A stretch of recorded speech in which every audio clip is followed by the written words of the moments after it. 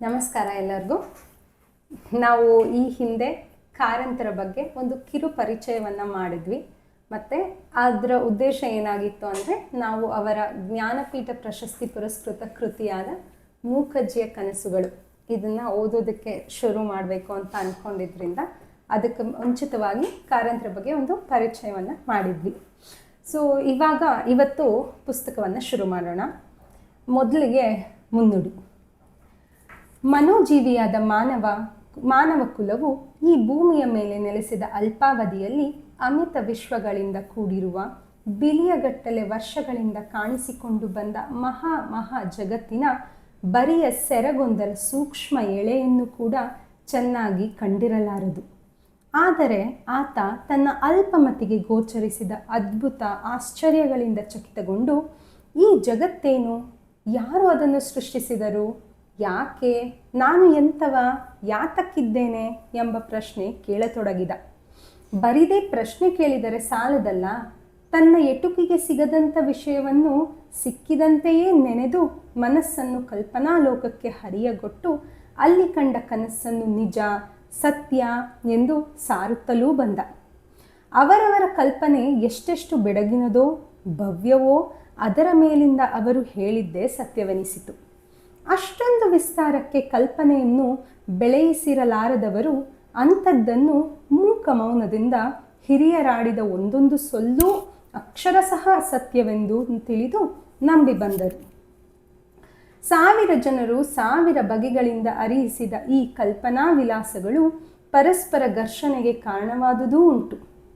ಭಾರತ ದೇಶ, ಇಲ್ಲಿಯೇ ಇದ್ದ ಜನರು, ಆಮೇಲೆ ಬಂದ ಜನರು ಸಹ ಇದಕ್ಕೆ ಆಕ್ಷೇಪವಲ್ಲ.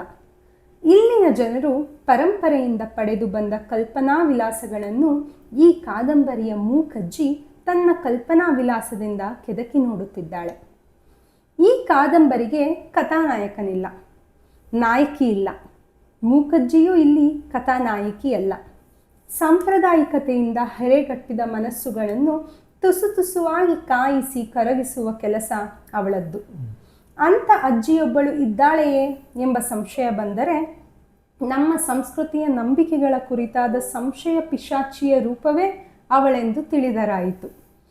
ಆದರೂ ಅವಳು ನಮ್ಮಲ್ಲಿ ಅನೇಕರಲ್ಲಿ ಪಿಶಾಚಿಯಂತಲ್ಲ, ಪ್ರಾಮಾಣಿಕ ಸಂದೇಹಗಳ ರೂಪದಲ್ಲಿ ಬದುಕಿಕೊಂಡೇ ಇದ್ದಾಳೆ. ಅವಳ ಮೊಮ್ಮಗನಾದ ಸುಬ್ಬುರಾಯನಂಥವರು ಹಲವರಿದ್ದಾರೆ. ಆ ಅಜ್ಜಿ ಮೊಮ್ಮಗ ಇಬ್ಬರೂ ಸೇರಿ 4-5 ಸಾವಿರ ವರ್ಷಗಳಿಂದ ಹರಿದು ಬಂದಿರುವ ಸೃಷ್ಟಿ ಸಮಸ್ಯೆಯೊಂದನ್ನು ಮತಿಸಲು ಇಲ್ಲಿ ಯತ್ನಿಸುತ್ತಾರೆ. ಅವಾಸ್ತವಿಕಳೆನಿಸುವ ಅಜ್ಜಿ ಅನೇಕ ವಾಸ್ತವಿಕ ಇತಿಹಾಂಶಗಳನ್ನು ತನ್ನ ಒಳದಿಳಿವಿನಿಂದ ನಮ್ಮ ಮುಂದಕ್ಕೆ ಇರಿಸುತ್ತಾಳೆ. ಕಾದಂಬರಿಯ ನಾಗಿ, ರಾಮಣ್ಣ, ಜನ್ನ ಮೊದಲಾದವರು ಸೃಷ್ಟಿ ಶಕ್ತಿಯನ್ನು ಅವಹೇಳನ ಮಾಡುವ ಮನೋಧರ್ಮಕ್ಕೆ ವಾದಿಗಳೋ ಪ್ರವಾದಿಗಳೋ ಸಾಕ್ಷಿದಾರರೋ ಆಗಿ ಕಾಣಿಸುತ್ತಿದ್ದಾರೆ. ತಮ್ಮ ಅಪಕ್ವ ನಂಬಿಕೆಗಳನ್ನು ಪರರ ಮೇಲೆ ಹೊರಿಸಿದ ಜನರ ಕಥೆಯೂ ಇಲ್ಲಿದೆ. ಅದರಿಂದಾಗಿ ಇಂದಿನ ನಮಗೆ ಕೇಳಿಸದೆ ಹೋದ ಕೆಲವು ಯಾತನೆಯ ಧ್ವನಿಗಳನ್ನು ಕೇಳುವಿರಂತೆ. ಇತಿ ಡಾಕ್ಟರ್ ಶಿವರಾಮ ಕಾರಂತ. ಇದನ್ನು ಅವ್ರು ಬರೆದಿರೋದು ಅಕ್ಟೋಬರ್ 10, 1968 ಪುತ್ತೂರು, ದಕ್ಷಿಣ ಕನ್ನಡ ಜಿಲ್ಲೆಯಲ್ಲಿ. 1968 ಮೈ ಗಾಡ್. ಈ ಬುಕ್ಕನ್ನ ಕಂಪ್ಲೀಟಾಗಿ ಓದೋದ ಮೇಲೆ ಗೊತ್ತಾಗುತ್ತೆ ಇವತ್ತಿಗೂ ಎಷ್ಟೊಂದು ವಾಸ್ತವಿಕವಾಗಿದೆ. ಎಷ್ಟೊಂದು ವಿಷಯಗಳು ನಾವು ಇಷ್ಟೊಂದು ಮುಂದುವರೆದು ಬಂದ್ರೂ, ಇಷ್ಟು ಟೆಕ್ನಾಲಜಿ ಆಗಲಿ ಎಜುಕೇಷನ್ ವೈಸ್ ಆಗಲಿ ಬಂದ್ರೂ, ಇದರಲ್ಲಿರೋ ಒಂದು ದೃಷ್ಟಿಕೋನವನ್ನು ಈಗಲೂ ಬೆಳೆಸ್ಕೊಳ್ಳೋದು ಕಷ್ಟ ನಮಗೆ.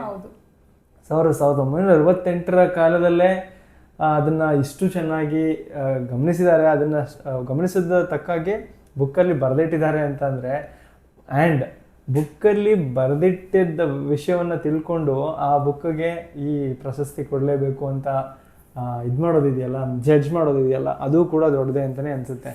ಸೊ ಇಲ್ಲಿ ಅವರು ಹೇಳೋದು, ಎಷ್ಟೊಂದು ಈಗ ಮಾನವ ಕುಲ ಭೂಮಿ ಮೇಲೆ ಬಂದು ಎಷ್ಟು ಸಾವಿರಾರು ವರ್ಷ ಆಗಿದೆ, ಅವನು ಪ್ರತಿ ಒಂದು ಜನ್ರೇಷನ್ ವೈಸಲ್ಲೂ ಏನಾದರೂ ಒಂದು ಹೊಸತನ್ನು ಕಂಡುಹಿಡಿಯಬೇಕು ಅನ್ನುವಂಥ ಇದನ್ನು ಇಟ್ಕೊಂಡು ವರ್ಕ್ ಮಾಡ್ಕೊತಾನೆ ಬಂದಿದ್ದಾನೆ. ಮತ್ತು ಪ್ರಶ್ನೆ ಹಾಕೋತಾನೆ ಇರ್ತಾನೆ, ನಾನು ಯಾಕೆ ಇಲ್ಲಿ ಬಂದಿದ್ದೀನಿ, ನಾನು ಏನು, ಮತ್ತು ಈ ಇದನ್ನೆಲ್ಲ ಸೃಷ್ಟಿ ಮಾಡಿದವ್ರು ಯಾರು, ಅದನ್ನು ಕಂಟ್ರೋಲ್ ಮಾಡೋರು ಅದನ್ನೆಲ್ಲ ಪ್ರತಿ ಜನ್ರೇಷನ್ ಕೂಡ ಹೊಸದಾಗಿ ನೋಡಿಕೊಂಡು ಏನೋ ಅನ್ವೇಷಣೆ ಮಾಡ್ಕೊಂಡು ಮುಂದುವರಿಸ್ಕೊಂಡೇ ಬಂದಿದೆ.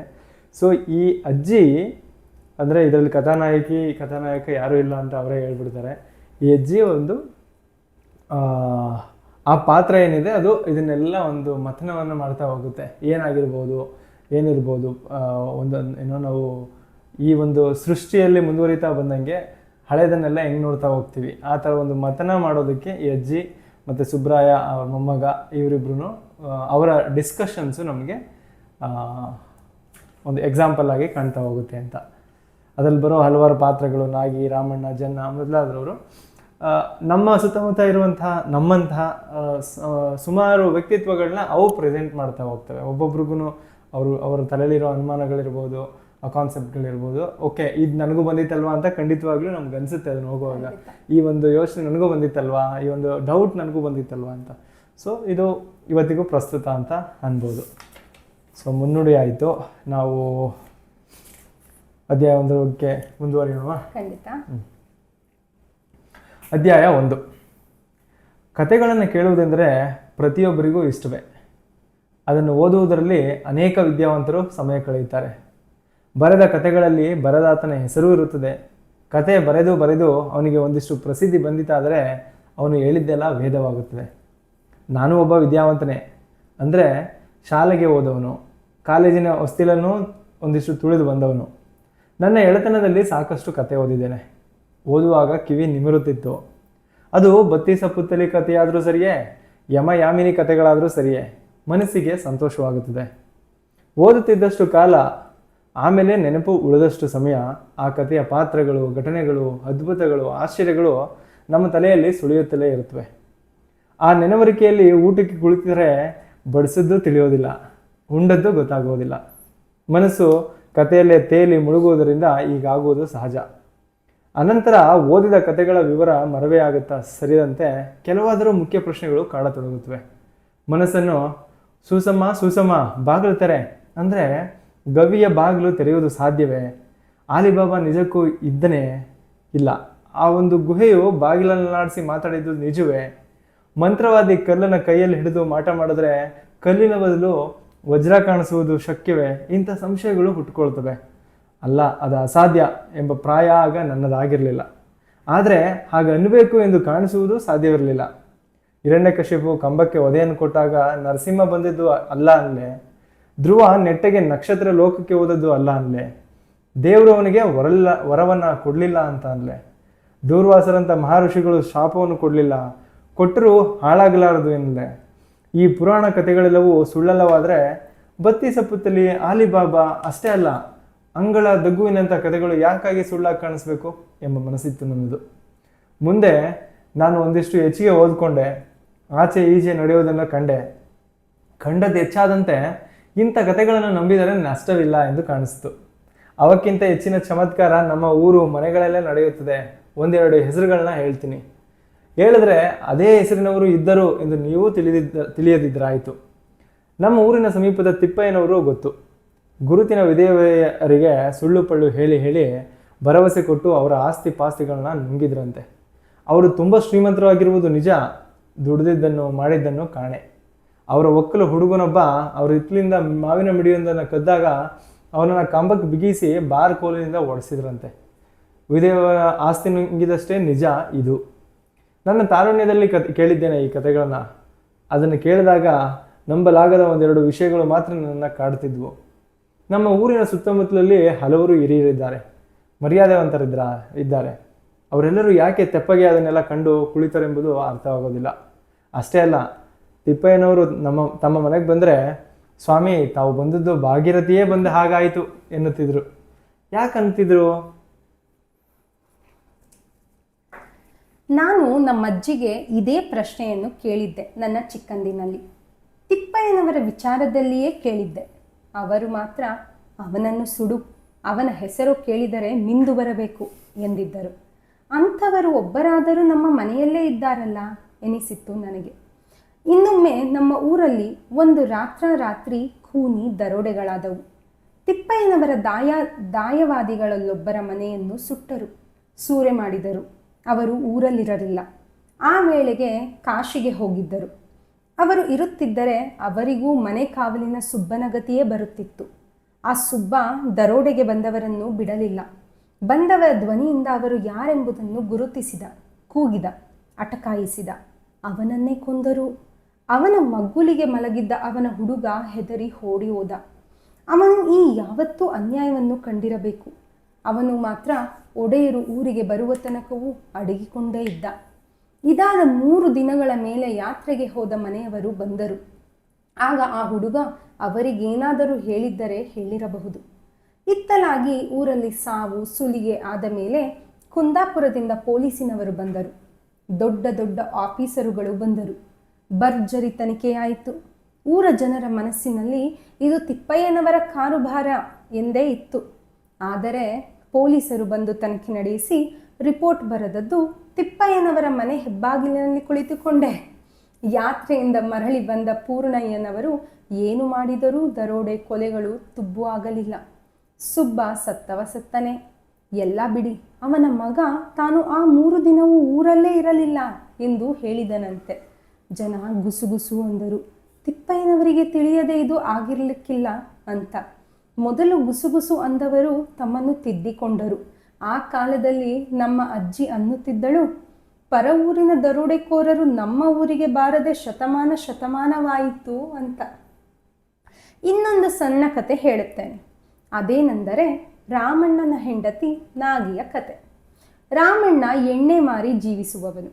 ಮನೆಯಲ್ಲೇ ಗಾಣ ಉಂಟು. ಅವನು ಮಾಡಿದ ಒಂದೇ ಒಂದು ತಪ್ಪು ಕೆಲಸವೆಂದರೆ ಲಕ್ಷಣವಾದ ಒಂದು ಹುಡುಗಿಯನ್ನು ಮದುವೆಯಾಗಿ ತನ್ನ ಮನೆಗೆ ಕರೆತಂದದ್ದು. ಅದು ನಮ್ಮ ಅಜ್ಜಿ ಹೇಳಿದ ಮಾತು. ನನಗೆ ಅದೆಂದೂ ಮರವೆಯಾಗದು. ಅವಳ ಹೆಸರು ನಾಗಿ. ಹಾರಿಸಿಕೊಂಡು ಹೋದವರು 4 ವರ್ಷಗಳ ಮೇಲೆ ಅವಳನ್ನು ಎಂಜಲೆಲೆಯ ಹಾಗೆ ಉಂಡು ಹೊರಗೆ ಎಸೆದರಂತೆ. ಆಮೇಲೆ ಒಂದು ದಿವಸ ನನ್ನ ಗೆಳೆಯನೊಬ್ಬಾತ ನಮ್ಮೂರಿನ ಜಾತ್ರೆಗೆ ಬಂದವನು ಅವಳನ್ನು ನನಗೆ ಕೈ ಮಾಡಿ ತೋರಿಸಿದ. ರಾಮಣ್ಣನ ಹೆಂಡತಿ ರಂಬೆ, ಅವಳೇನೆ, ಈಗ ಹೇಗಿದ್ದಾಳೆ ನೋಡು, ಒಣಗಿದ ಪ್ರೇತ ಎಂದ.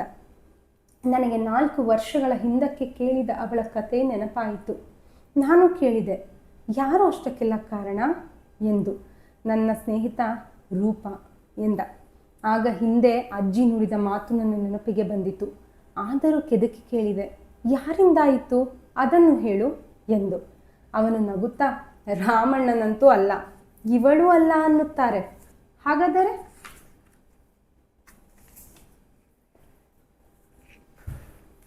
ಅವಳ ತವರು ಮನೆಯವರೇ ಮನೆಗೆ ಬರ ಹೇಳಿದ್ರಂತೆ. ಚಿನ್ನ ಬೆಳ್ಳಿ ಆಸೆಯನ್ನು ತೋರಿಸಿ ಪುಸಲಾಯಿಸಿದ್ರಂತೆ. ಅವಳನ್ನು 4 ದಿನ ಅಲ್ಲೆಲ್ಲೋ ಅಡಗಿಸಿಟ್ರಂತೆ. ಆಮೇಲೆ ಒಳಗಿಳಿದ ಮೇಲೆ ಚಳಿ ಇಲ್ಲ ಎಂಬ ಗಾದೆ ಆಯಿತು.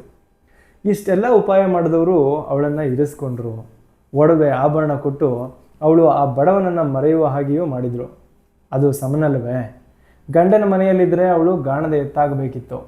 ಎಳೆಯ ಪ್ರಾಯ, ಎಷ್ಟು ಬುದ್ಧಿ ಇದ್ದೀತು ಅವನನ್ನು ಬಿಟ್ಟು ಓಡಿ ಬರುವುದಕ್ಕೆ. ಅಲ್ಲಿಯೂ ಏನಾದರೂ ಒಂದಿಷ್ಟು ಚೂರು ಪಾರು ಕಸರು ಬಂದಿರಲೂಬಹುದು. ಈಗ ನೋಡಬಾರದೆ, ತೆಗೆದುಕೊಂಡು ಬಂದವರಿಗೆ ಇವಳು ಬೇಡವಾದಳು. 2 ಮಕ್ಕಳಾದವು. ಹೇಗೆ ಉಳಿದೀತು ಮೊದಲಿನ ಚಂದ ಎಂದ. ನಾನು ಎಷ್ಟು ಒತ್ತಾಯಿಸಿದರೂ ಆ ವ್ಯಕ್ತಿಯ ಹೆಸರನ್ನು ಹೇಳಲು ಆತ ಒಡಂಬಡಲಿಲ್ಲ. ನಾನು ಹೆಚ್ಚಿಗೆ ಮಾತಾಡಿಸಲಿಲ್ಲ. ನನ್ನ ಮಿತ್ರ ಮಾತನ್ನು ಮುಂದುವರಿಸುತ್ತಾ, ಇವಳು ಬಾಳಿದ ಮಾವಿನ ಮಿಡಿಯಾದ್ಲು. ಅವರ ಮನಸ್ಸು ಮತ್ತೆಲ್ಲೆಲ್ಲೋ ಹರಿಯಿತು. ಇನ್ನೂ ಅವಳು ಸಾಕು ಅನಿಸಿತೋ ಬೇಡ ಅನಿಸಿತೋ ಗೊತ್ತಿಲ್ಲ. ಒಂದು ದಿವಸ ಅವಳಿಗೆ ಕೊಟ್ಟ ಚಿನ್ನ ಗಿನ್ನಗಳನ್ನು ಮುರಿಸಿ ಹೊಸತು ಮಾಡುವ ಎಂಬ ಆಸೆ ತೋರಿಸಿ ತಂದಿಟ್ಕೊಂಡ್ರು. ಮತ್ತೆ ಅಲ್ಲಿಗೆ ಹೋಗುವುದನ್ನು ನಿಲ್ಲಿಸಿದ್ರು. ಅವಳಿಗೆ ಊಟಕ್ಕೆ ಕೊಡುವುದನ್ನು ನಿಲ್ಲಿಸಿದ್ರು. ಅವಳು ಕಂಗಾಲುಗೊಂಡು ಅವ್ರ ಮನೆ ಹತ್ರ ಬಾಗಿಲಿಗೆ ಹೋಗಿ ಹತ್ತಳಂತೆ. ಅದಕ್ಕವರು, ರಂಡೆ, ನಮ್ಮ ಮನೆ ಅಂಗಳಕ್ಕೆ ಕಾಲಿಟ್ರೆ ಸೊಂಟ ಮುರಿಸಿಯೇನು ಎಂದ್ರಂತೆ. ಅಷ್ಟು ಮಾಡಿಸುವವರೇ. ಅವರು ಚಿಲ್ಲರೆ ಜನವಲ್ಲ. ಈಗ ಅವಳ ಸ್ಥಿತಿ ಹೇಳುವುದಕ್ಕಿಲ್ಲ. ಸಣ್ಣ 2 ಮಕ್ಕಳಿದ್ದಾವೆ. ಊರಲ್ಲಿ ಚೂರು ಪಾರು ಕೂಲಿ ನಾಲಿ ಮಾಡಿ ಬದುಕ್ತಿದ್ದಾಳೆ. ಇಷ್ಟೆಲ್ಲ ಕತೆ ನಡೆದ ಮೇಲೆಯೂ ರಾಮಣ್ಣ ಇವಳ ಹತ್ರ ಹೋಗಿ ಬಾ ಎಂದು ಬೇಡಿದನಂತೆ. ತನ್ನ ಅಮ್ಮನ ಶಾಪವನ್ನು ಕೇಳಿಯೂ ಹೋಗಿ ಬೇಡಿದನಂತೆ ಅವಳನ್ನು. ಅವಳು ನಾಚಿ ಹತ್ತು, ಬೇಡ, ನಿಮಗೆ ಈ ಎಂಜಲ ಜೀವ ಎಂದು ಮಾತಿಗೆ ನಿಲ್ಲದೆ ಓಡಿಯೇ ಹೋದಳಂತೆ. ತುಂಬ ದೊಡ್ಡವಳು ಅವಳೇ. ಅವಳು ಅವನೂ ಸಹ ಎಂದೆ ನಾನು. ನನಗೆ ಹೆಚ್ಚಿನ ವಿಚಾರ ತಿಳಿಯಲು ಕುತೂಹಲವಾದರೂ ನನ್ನ ಸ್ನೇಹಿತ ಇದಕ್ಕೆ ಸಂಬಂಧಪಟ್ಟ ವ್ಯಕ್ತಿಯ ಹೆಸರನ್ನು ಮಾತ್ರ ಹೆದರಿ ಹೇಳಲಿಲ್ಲ ಎಂದು ಕಾಣಿಸುತ್ತದೆ. ಆಗ ನನಗೇನಾದರೂ ಬರೀ 16 ವರ್ಷ ಪ್ರಾಯ ಇರ್ಬೋದು. ಲೋಕಾನುಭವ ಏನೇನೂ ಸಾಲದು. ನನ್ನ ಮನಸ್ಸು ಅವಳ ವಿಷಯದಲ್ಲಿ ಮರುಕಗೊಂಡಿತು. 2 ಚಿಕ್ಕ ಮಕ್ಕಳಿದ್ದಾರೆ ಎಂಬುದನ್ನು ಕೇಳಿ ನನಗೆ ಮತ್ತಷ್ಟು ಬೇಸರ. ಹೆಣ್ಣು ಗಂಡಿನ ಹಿಂದೆಯೋ ಗಂಡು ಹೆಣ್ಣಿನ ಹಿಂದೆಯೋ ಓಡಿ ಹೋಯಿತು ಎಂದ ಮಾತ್ರಕ್ಕೆ ನನಗೆ ನಗು ಬರುತ್ತಿರಲಿಲ್ಲ. ಅಂಥ ಕಥೆಗಳು ನೂರಾರಿವೆ. ನಿಜ ಕಥೆಗಳಲ್ಲೂ ಉಂಟು, ಅದು ಬದುಕಿನಲ್ಲೂ ಉಂಟು. ಆಗ ನನಗೆ ಕಾಣಿಸಿದ ವಿಷಯವೆಂದರೆ ಗಂಡನ ಮನೆಯಿಂದ ಅವಳನ್ನು ಬರಮಾಡಿದ್ದು, ಪುಸಲಾಯಿಸಿದ್ದು. ಅದರಲ್ಲಿ ಆಕೆಯ ತವರು ಮನೆಯ ಪಾತ್ರವೂ ಇರಬಹುದಾದದ್ದು. ಅವಳು ಜಾತಿಯಿಂದ ಹೊರಗಾದದ್ದು, ಮಕ್ಕಳನ್ನು ಸಾಕುವ ಭಾರ ಹೊತ್ತದ್ದು. ಅಷ್ಟಿದ್ರೂ ತಾನು ರಾವಣನ ಜೊತೆಗೆ ಹೋಗದೆ ಅವನ ಗೌರವ ಉಳಿಸಿದ್ದು. ಇಂಥ ವಿಚಾರ ಸರಣಿ ನನ್ನಲ್ಲಿ ಮೂಡಿ ಅವಳ ವಿಷಯದಲ್ಲಿ ಮರುಕವನ್ನು ಹುಟ್ಟಿಸಿತು. ನನ್ನ ಮಿತ್ರ ಸರಿದು ಹೋದ ಮೇಲೆ ದೂರದಿಂದ ಕಂಡ ಅವಳನ್ನು ಹತ್ತಿರದಿಂದ ಹೋಗಿ ಮಾತನಾಡಿಸಬೇಕೆಂಬ ಚಪಲ ನನ್ನಲ್ಲಿ ಮೂಡಿತು. ಕಪಾಲೇಶ್ವರ ದೇವಾಲಯದ ಸುತ್ತಲೂ ನೆರೆದ ಜಾತ್ರೆಯಲ್ಲಿ ಅವಳೆಲ್ಲಿ ಕಣ್ಮರೆಯಾದಳು ಎಂದು ಕುತೂಹಲದಿಂದ ಹುಡುಕಾಡಿದೆ. ಒಂದೆಡೆ ಕಾಣಸಿಕ್ಕಿದ್ಲು. ಮಂಡಕ್ಕಿ ಮಾರುವ ಒಂದು ಅಂಗಡಿಯ ಮುಂದೆ ತನ್ನೆರಡು ಮಕ್ಕಳನ್ನು ಕಟ್ಟಿಕೊಂಡು ಅರ್ಧಾಣೆ ಬೆಲೆಯ ಮಂಡಕ್ಕಿ ಖರೀದಿ ಮಾಡುತ್ತಿರುವುದನ್ನು ಕಂಡೆ. ಅದನ್ನು ಕೊಂಡಾದ ಮೇಲೆ ಮಕ್ಕಳನ್ನು ಕರೆದುಕೊಂಡು ಜನರ ಗದ್ದಲವಿಲ್ಲದ ಒಂದು ಮರದ ಕೆಳಕ್ಕೆ ಹೋಗಿ ಕುಳಿತುಕೊಂಡಿದ್ದನ್ನು ಕಂಡೆ. ನೇರವಾಗಿ ಹಿಂಬಾಲಿಸಿದೆ. ಸುತ್ತಿ ಬಳಸಿ ನಾನು ಅವಳಿದ್ದ ಕಡೆಗೆ ಹೋಗಿ ನಿಂತು ನೋಡಿದೆ. ನಾನು ಹಬ್ಬಕ್ಕೆ ತಂದಿದ್ದ 2 ಆಣೆ ಪಾವಲೆಯನ್ನು ಅವಳ ಕಡೆಗೆ ಎಸೆದು, ಆ ಮಕ್ಕಳಿಗೇನಾದರೂ ತೆಗೆಯಿಸ್ಕೊಡು ಎಂದೆ. ಅವಳು ಆಗ ಮಾಡಿದ ಕಣ್ಣನ್ನು ನೆನೆದರೆ ಈಗಲೂ ಅಂತ ಭಯವಾಗುತ್ತದೆ. ನಾನು ನಿಮ್ಮ ನಾಯಿಯಲ್ಲ ಎಂದಳು. ಏ ಮಾರಾಯ್ತಿ, ಯಾಕೆ ಸಿಟ್ಟಾಗ್ತೀಯಾ? ಈ ಸಣ್ಣ ಮಕ್ಕಳ ಬಗ್ಗೆ ಪಾಪ ಕಂಡು ದುಡ್ಡನ್ನೆಸ್ದೆ. ಬೇಡವಾದರೆ ಬಿಡು. ನಿನ್ನ ಬಡತನ ಕಷ್ಟದ ಕಥೆಯನ್ನು ಕೇಳಿದ್ದೆ. ನಮ್ಮೂರವಳು ನೀನು, ಅಯ್ಯೋ ಪಾಪ ಅಂತ ಅನಿಸಿ. ಅವಳು ಮಾತಾಡಲಿಲ್ಲ. ನಾನಾಗಿಯೇ, ನಾನು ಈ ಊರಿನವನೇ, ಅಡಿಗಳ ಮನೆಯವನು, ಅಡಿಗಳ ಮೂಕಜ್ಜಿಯ ಮೊಮ್ಮಗ ಎಂದೆ. ಆಕೆ ನನ್ನನ್ನೇ ಬಿರಬಿರನೆ ನೋಡಿದ್ಲು. ಅಯ್ಯ, ನಾನು ಮಾಡಿದ ಪಾಪವನ್ನು ನಾನೊಬ್ಬಳೇ ಅನುಭವಿಸಿ ತೀರಿಸುತ್ತೇನೆ. ನನಗೆ ಯಾರೊಬ್ಬರ ಕಾಸು ಬೇಡ ಎಂದಳು.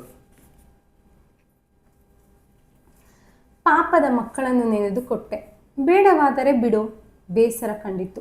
ಆ ಮಕ್ಕಳು ಒಂದು ಕ್ಷಣ ತಿಂದು ಸಂತೋಷ ಪಡಲಿ ಎಂದು ಕೊಟ್ಟೆ.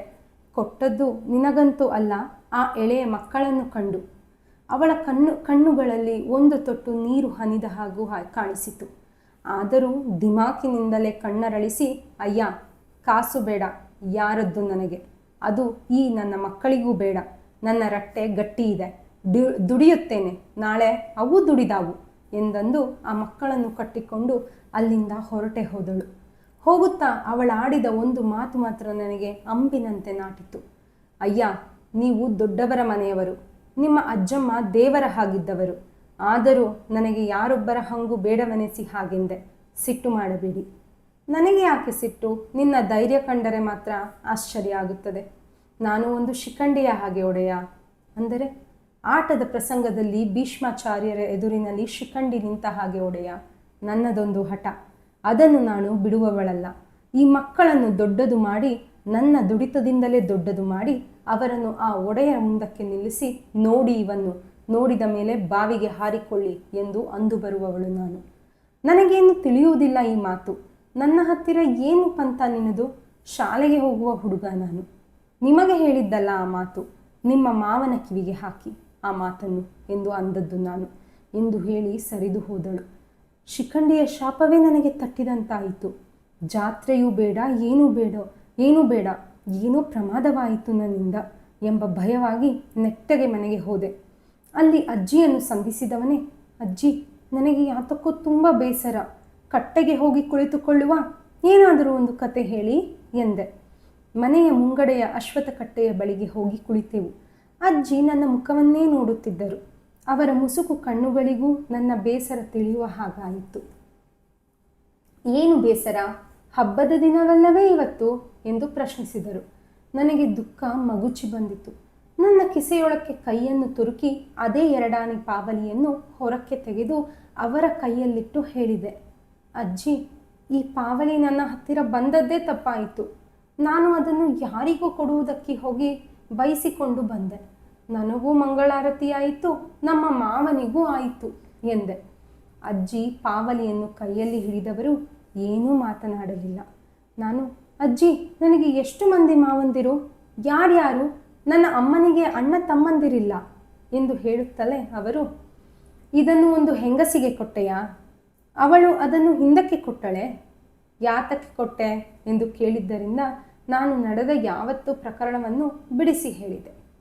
ಅವರಾಗ, ಈ ಪಾವಲಿಯನ್ನು ಅವಳು ಮುಟ್ಟಿರಬೇಕಲ್ಲವೇ? ಅದು ಇನ್ನೂ ಬಿಸಿಯಿಂದ ಕುದಿಯುತ್ತಿದೆ. ನಾಗಿ ಮುಟ್ಟಿದ್ದಾದರೆ ಹಾಗೆಯೇ ಅವಳ ಜೀವನದ ಕುದಿಯೆಲ್ಲ ಅದಕ್ಕೂ ಬಂದಿದೆ ಎಂದರು. ಅವಳು ನನ್ನ ಮಾವನನ್ನು ಬೈದದ್ದು, ಶಪಥ ಮಾಡಿದ್ದು. ನಿನಗೆ ಆ ನಾಗಿಯ ಕತೆ ಗೊತ್ತಿಲ್ಲ. ಅವಳ ರೂಪವೇ ಅವಳಿಗೆ ಮೃತ್ಯುವಾಯಿತು. ಅವಳು ಒತ್ತಾಯಕ್ಕೋ ಆಸೆಗೋ ಮತ್ತೊಂದಕ್ಕೋ ಬಲಿಯಾದಳು, ಸಣ್ಣದರಲ್ಲೇ. ಈಗಂತೂ ಜ್ಞಾನ ಬಂದಿದೆ, ಹಠವೂ ಬಂದಿದೆ. ತಾನು ಎಂಜಲು ತಿನ್ನಬಾರದಿತ್ತು ಎಂದು ಅನಿಸಿದೆ. ಅವಳು ಎರಡು ಸಾರಿ ಎಂಜಲು ಎಂಜಲು ಎಂಬ ಮಾತನ್ನೇ ಆಡಿದಳು. ಗಂಡನನ್ನು ಬಿಟ್ಟು ಅವಳು ಓಡಿ ಹೋದವಳಲ್ಲವೇ, ಎಂಜಲಾದಳಲ್ಲ. ಆದದ್ದು ನಿನ್ನ ಮಾವನಿಂದಲೇ. ಬಿಡುವ ವಿಚಾರ, ಅವರವರ ಪಾಪ ಅವರವರಿಗೆ. ಅವಳ ಮಕ್ಕಳು ಬೆಳೆದು ದೊಡ್ಡವಾದ ಮೇಲೆ ಅವಳು ಹೇಳಿದ ಹಾಗೆ ಮಾಡಿಯಾಳು. ಒಂದು ಲೆಕ್ಕಕ್ಕೆ ಸತ್ಯವಂತೆ, ದಿಟ್ಟೆಯೂ ನಿಜ. ಅವಳೇ ಗಂಡನನ್ನು ಬಿಟ್ಟವಳೆ. ತಿರುಗಿ ಅವನು ಕರೆದರೂ ಹೋಗಲಿಲ್ಲವಂತೆ. ಅವಳು ಸತ್ಯವಂತಳಾದುದರಿಂದಲೇ ಹೋಗಲಿಲ್ಲ. ಆದರೆ ಮಗು, ಸತ್ಯ ಯಾರಿಗೆ ಬೇಕು ಈಗಿನ ಕಾಲದಲ್ಲಿ? ಅದೆಲ್ಲ ಹಿಂದಕ್ಕಾಯಿತು. ಅಲ್ಲ, ಹಿಂದೆಯೂ ಹೀಗೆಯೇ ಇತ್ತೋ ಏನೋ, ಯಾರು ಬಲ್ಲವರು? ನಾಳೆ ಅವಳೂ ಬದುಕಿ ಆ ಮಕ್ಕಳೂ ದೊಡ್ಡವರಾದರೆ, ನಿನ್ನ ಮಾವನೂ ಬದುಕಿ ಉಳಿದರೆ ಹೋಗಿ ಅವನ ಮುಂದೆ ನಿಲ್ಲಿಸಿ, ನೀವು ಕೈ ಬಿಟ್ಟು ನನ್ನನ್ನು ದಾರಿಯಲ್ಲಿ ಕೆಡದರೇನಾಯಿತಂತೆ? ಅವುಗಳ ಅಪ್ಪ ನೀವೇ ಅಂತ 10 ಮಂದಿ ಹೇಳದೇ ಇರುತ್ತಾರೆಯೇ ಎಂದು ಅವನನ್ನು ಕೇಳಿಯಾಳು.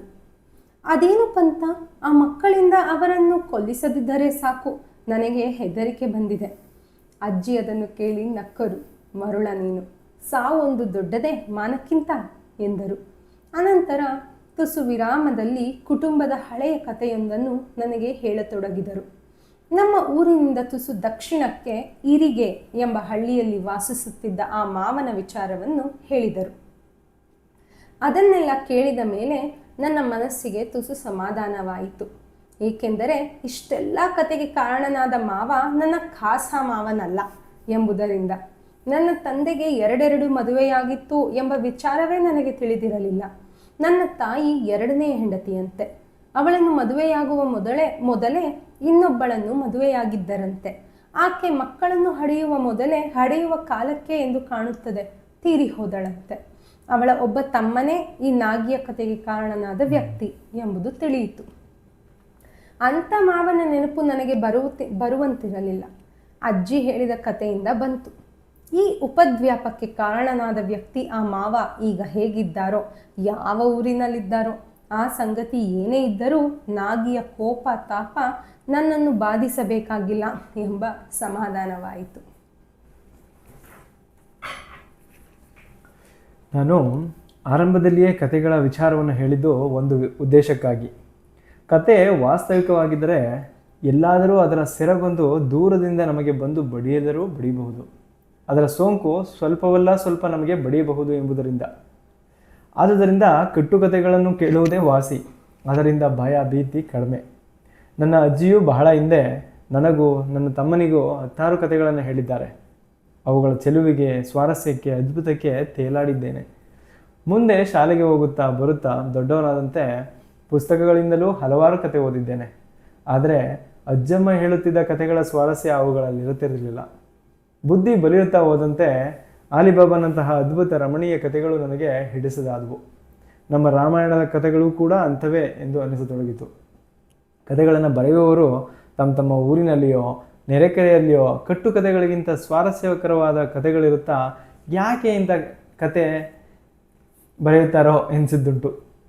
ಮೊದಲು ಕನ್ನಡದಲ್ಲಿ, ಆಮೇಲೆ ಇಂಗ್ಲೀಷ್ನಲ್ಲಿಯೂ ಹಲವಾರು ಕತೆ ಕಾದಂಬರಿಗಳನ್ನು ಬಿಡಿಸಿ ಓದತೊಡಗಿದೆ. ಬರೆದವರು ಅವನ್ನು ವಾಸ್ತವಿಕವೆಂದರೂ ಯಾಕೋ ಬೇಸರ ಬರುತ್ತಿತ್ತು. ಈ ಸಂದರ್ಭದಲ್ಲಿ ನನ್ನ ಸಹಪಾಠಿಯೊಬ್ಬನ ನೆನಪನ್ನು ತಂದುಕೊಂಡರೆ ತಪ್ಪಾಗಲಾರದು. ಅವನೆಂದರೆ ನನ್ನ ಜನಾರ್ದನ. ಪುಸ್ತಕ ನುಂಗುವುದರಲ್ಲಿ ಬಕಪಕ್ಷಿ. ಅವನು ನುಂಗಿ ಮೆಚ್ಚಿದ ಪುಸ್ತಕಗಳನ್ನು ನನಗೆ ತಂದುಕೊಡುವ. ನಾನು ಓದಿದ ಬಳಿಕ ನನ್ನ ಅಭಿಪ್ರಾಯವನ್ನು ಸಹ ಕೇಳುವವ. ಚುಟುಕಿನಲ್ಲಿ ಅವನ ವಿಚಾರವನ್ನು ಹೇಳ್ತೀನಿ.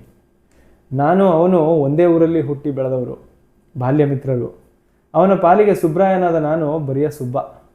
ನನ್ನ ಪಾಲಿಗೆ ಜನಾರ್ದನನಾದ ಅವನು ಬರಿಯ ಜನ್ನ. ನಮ್ಮ ಊರಲ್ಲಿ ಪ್ರಾಥಮಿಕ ಶಾಲೆ ಮುಗಿಸಿ ಅನಂತರ ಪರ ಊರುಗಳಲ್ಲಿ ಹೈಸ್ಕೂಲು ಕಾಲೇಜುಗಳನ್ನು ಜೊತೆಯಲ್ಲಿ ಓದಿ ಕಳೆದಿದ್ದೀವಿ. ಅಣ್ಣ ತಮ್ಮಂದರಿಗಿಂತ ಹೆಚ್ಚಿನ ನಂಟು ಬಳಕೆ ನಮ್ಮದು. ರಜೆಯ ವೇಳೆಗೆ ಊರಿಗೆ ಬಂದರೆ ಅವನ ಮನೆಗೆ ನಾನು, ನನ್ನ ಮನೆಗೆ ಅವನು ಬಾರದ ದಿನವಿಲ್ಲ.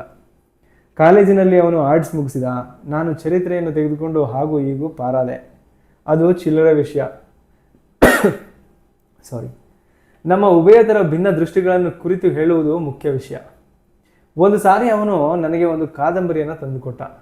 ಹೆಸರು ಗೊತ್ತೇ? ಕೊಕ್ಕೆ ಕಣ್ಣು. ಕಥೆಯ ನಾಯಕಿ ಬಹಳ ಚೆಲುವೆ, ಇನ್ನಿಲ್ಲದಂಥ ಚೆಲುವೆ. ಅವಳ ಕಣ್ಣಿನ ಕೊಕ್ಕೆಗೆ ಇನ್ನೊಬ್ಬ ಚೆಲುವ, ಬರಿಯ ಚೆಲುವ ಮಾತ್ರವಲ್ಲ, ಶ್ರೀಮಂತ ಸದ್ಗುಣಿಯಾದ ಚೆಲುವ ಸಿಕ್ಕಿಬೀಳ್ತಾನೆ. ಅವಳು ಒಂದು ಕವನವನ್ನು ಪತ್ರ ರೂಪದಲ್ಲಿ ಬರೆದು ಅವನ ಕಡೆಗೆ ಎಸೆದಳಂತೆ. ಅವರಲ್ಲಿ ಪ್ರೇಮ ಮೊಳೆತು ಚಿಗುರಿ 3 ದಿನದಲ್ಲೋ 3 ತಿಂಗಳಲ್ಲೋ ಹೆಮ್ಮರವಾಯಿತು. ಆತ ತನ್ನ ಊರಿಗೆ ಮರಳಿದಾಗ ಬುದ್ಧಿ ಇಲ್ಲದ ಹಿರಿಯರ ಒತ್ತಾಯಕ್ಕೆ ಬಲಿಯಾಗಿ ಚಾಚು ಎನ್ನದೆ ತಾನೊಂದು ಮದುವೆಯಾದ. ಆದರೆ ಅವನ ಹೆಂಡತಿಯವನ್ನ ದೇವರೆಂದು ಪೂಜಿಸಿದರೂ ಆತ ಉದಾಸೀನ. ಯಾಕೆಂದ್ರೆ ಅವನು ಇನ್ನೊಬ್ಬ ಇದ್ದಾಳಲ್ಲ, ಅವನ ಪೂರ್ವ ಪ್ರೇಯಸಿ ಇದಕ್ಕೆ ಕಾರಣವೆಂದು ಆ ಮದ್ದು ಹುಡುಗಿಗೆ ಗೊತ್ತಿರಲಿಲ್ಲ. ಅವನಿಗೆ ಬೆಂಗಳೂರಲ್ಲಿ ಒಂದು ಒಳ್ಳೆಯ ಕೆಲಸವೂ ಸಿಕ್ಕಿತಂತೆ. ತನ್ನ ಕೊರಳಿಗೆ ಬಿದ್ದ ಆ ಹೆಂಡತಿಯನ್ನು ಕರೆದುಕೊಂಡು ಹೋಗಿ ಅಲ್ಲೇ ಬಿಡಾರ ಹೂಡಿದ. ಗ್ರಹಚಾರವಶಾತ್, ನನ್ನಂತ ಓದುವನು ಗ್ರಹಚಾರ, ಅವನ ಮೊದಲ ಪ್ರೇಯಸಿಯ ತಂದೆಗೂ ಅದೇ ಬೆಂಗಳೂರಿಗೆ ವರ್ಗವಾಗಿ ಅವಳು ಬೆಂಗಳೂರಿಗೆ ಬಂದಳು. ಅವಳ ಮನಸ್ಸಿನಲ್ಲಿ ತಾನು ಮದುವೆ ಆಗುವುದಾದರೆ ಅವನನ್ನೇ ಮದುವೆ ಆಗಬೇಕೆಂಬ ಹಠವೂ ಇದ್ದಿತಂತೆ. ಅವನಿಗೆ ಮದುವೆ ಆದಿದ್ದು ತಿಳಿದು ಬರುತ್ತಲೇ ನಾನು ಎಣಿಸಿದಂತಲೇ ಅವಳು ವಿಷ ತಿಂದಳು. ಅವಳನ್ನು ಆಸ್ಪತ್ರೆಗೆ ಸೇರಿಸಿದ್ರು. ಅವಳು ಅಲ್ಲಿ ಹುಷಾರಾಗುತ್ತಿದ್ದ ಕತೆ ಅವಳ ಚಿಕಿತ್ಸೆ ನಡೆಸುತ್ತಿದ್ದ ವೈದ್ಯ ಮಿತ್ರರಿಂದ ಈತನಿಗೆ ತಿಳಿಯಿತು. ಅದು ಯಾರಿರ್ಬೋದೆಂದು ತಿಳಿಯಲು ಆ ವೈದ್ಯರ ಜೊತೆ ಆಸ್ಪತ್ರೆಗೆ ನೋಡಲು ಹೋದರೆ ಸದರಿ ವಿಷ ತಿಂದವಳು ತನ್ನ ಪ್ರೇಯಸಿಯೇ ಎಂದು ತಿಳಿದಾಗ ಉಂಟಾದ ಆಶ್ಚರ್ಯ ಅಷ್ಟಿಷ್ಟಲ್ವಂತೆ. ಮುಂದೆ ಒಂದು ದಿನ ಆಕೆಯನ್ನು ಆ ವೈದ್ಯ ಮಿತ್ರನೇ ಕನಿಕರದಿಂದ ಮದುವೆ ಆದನಂತೆ.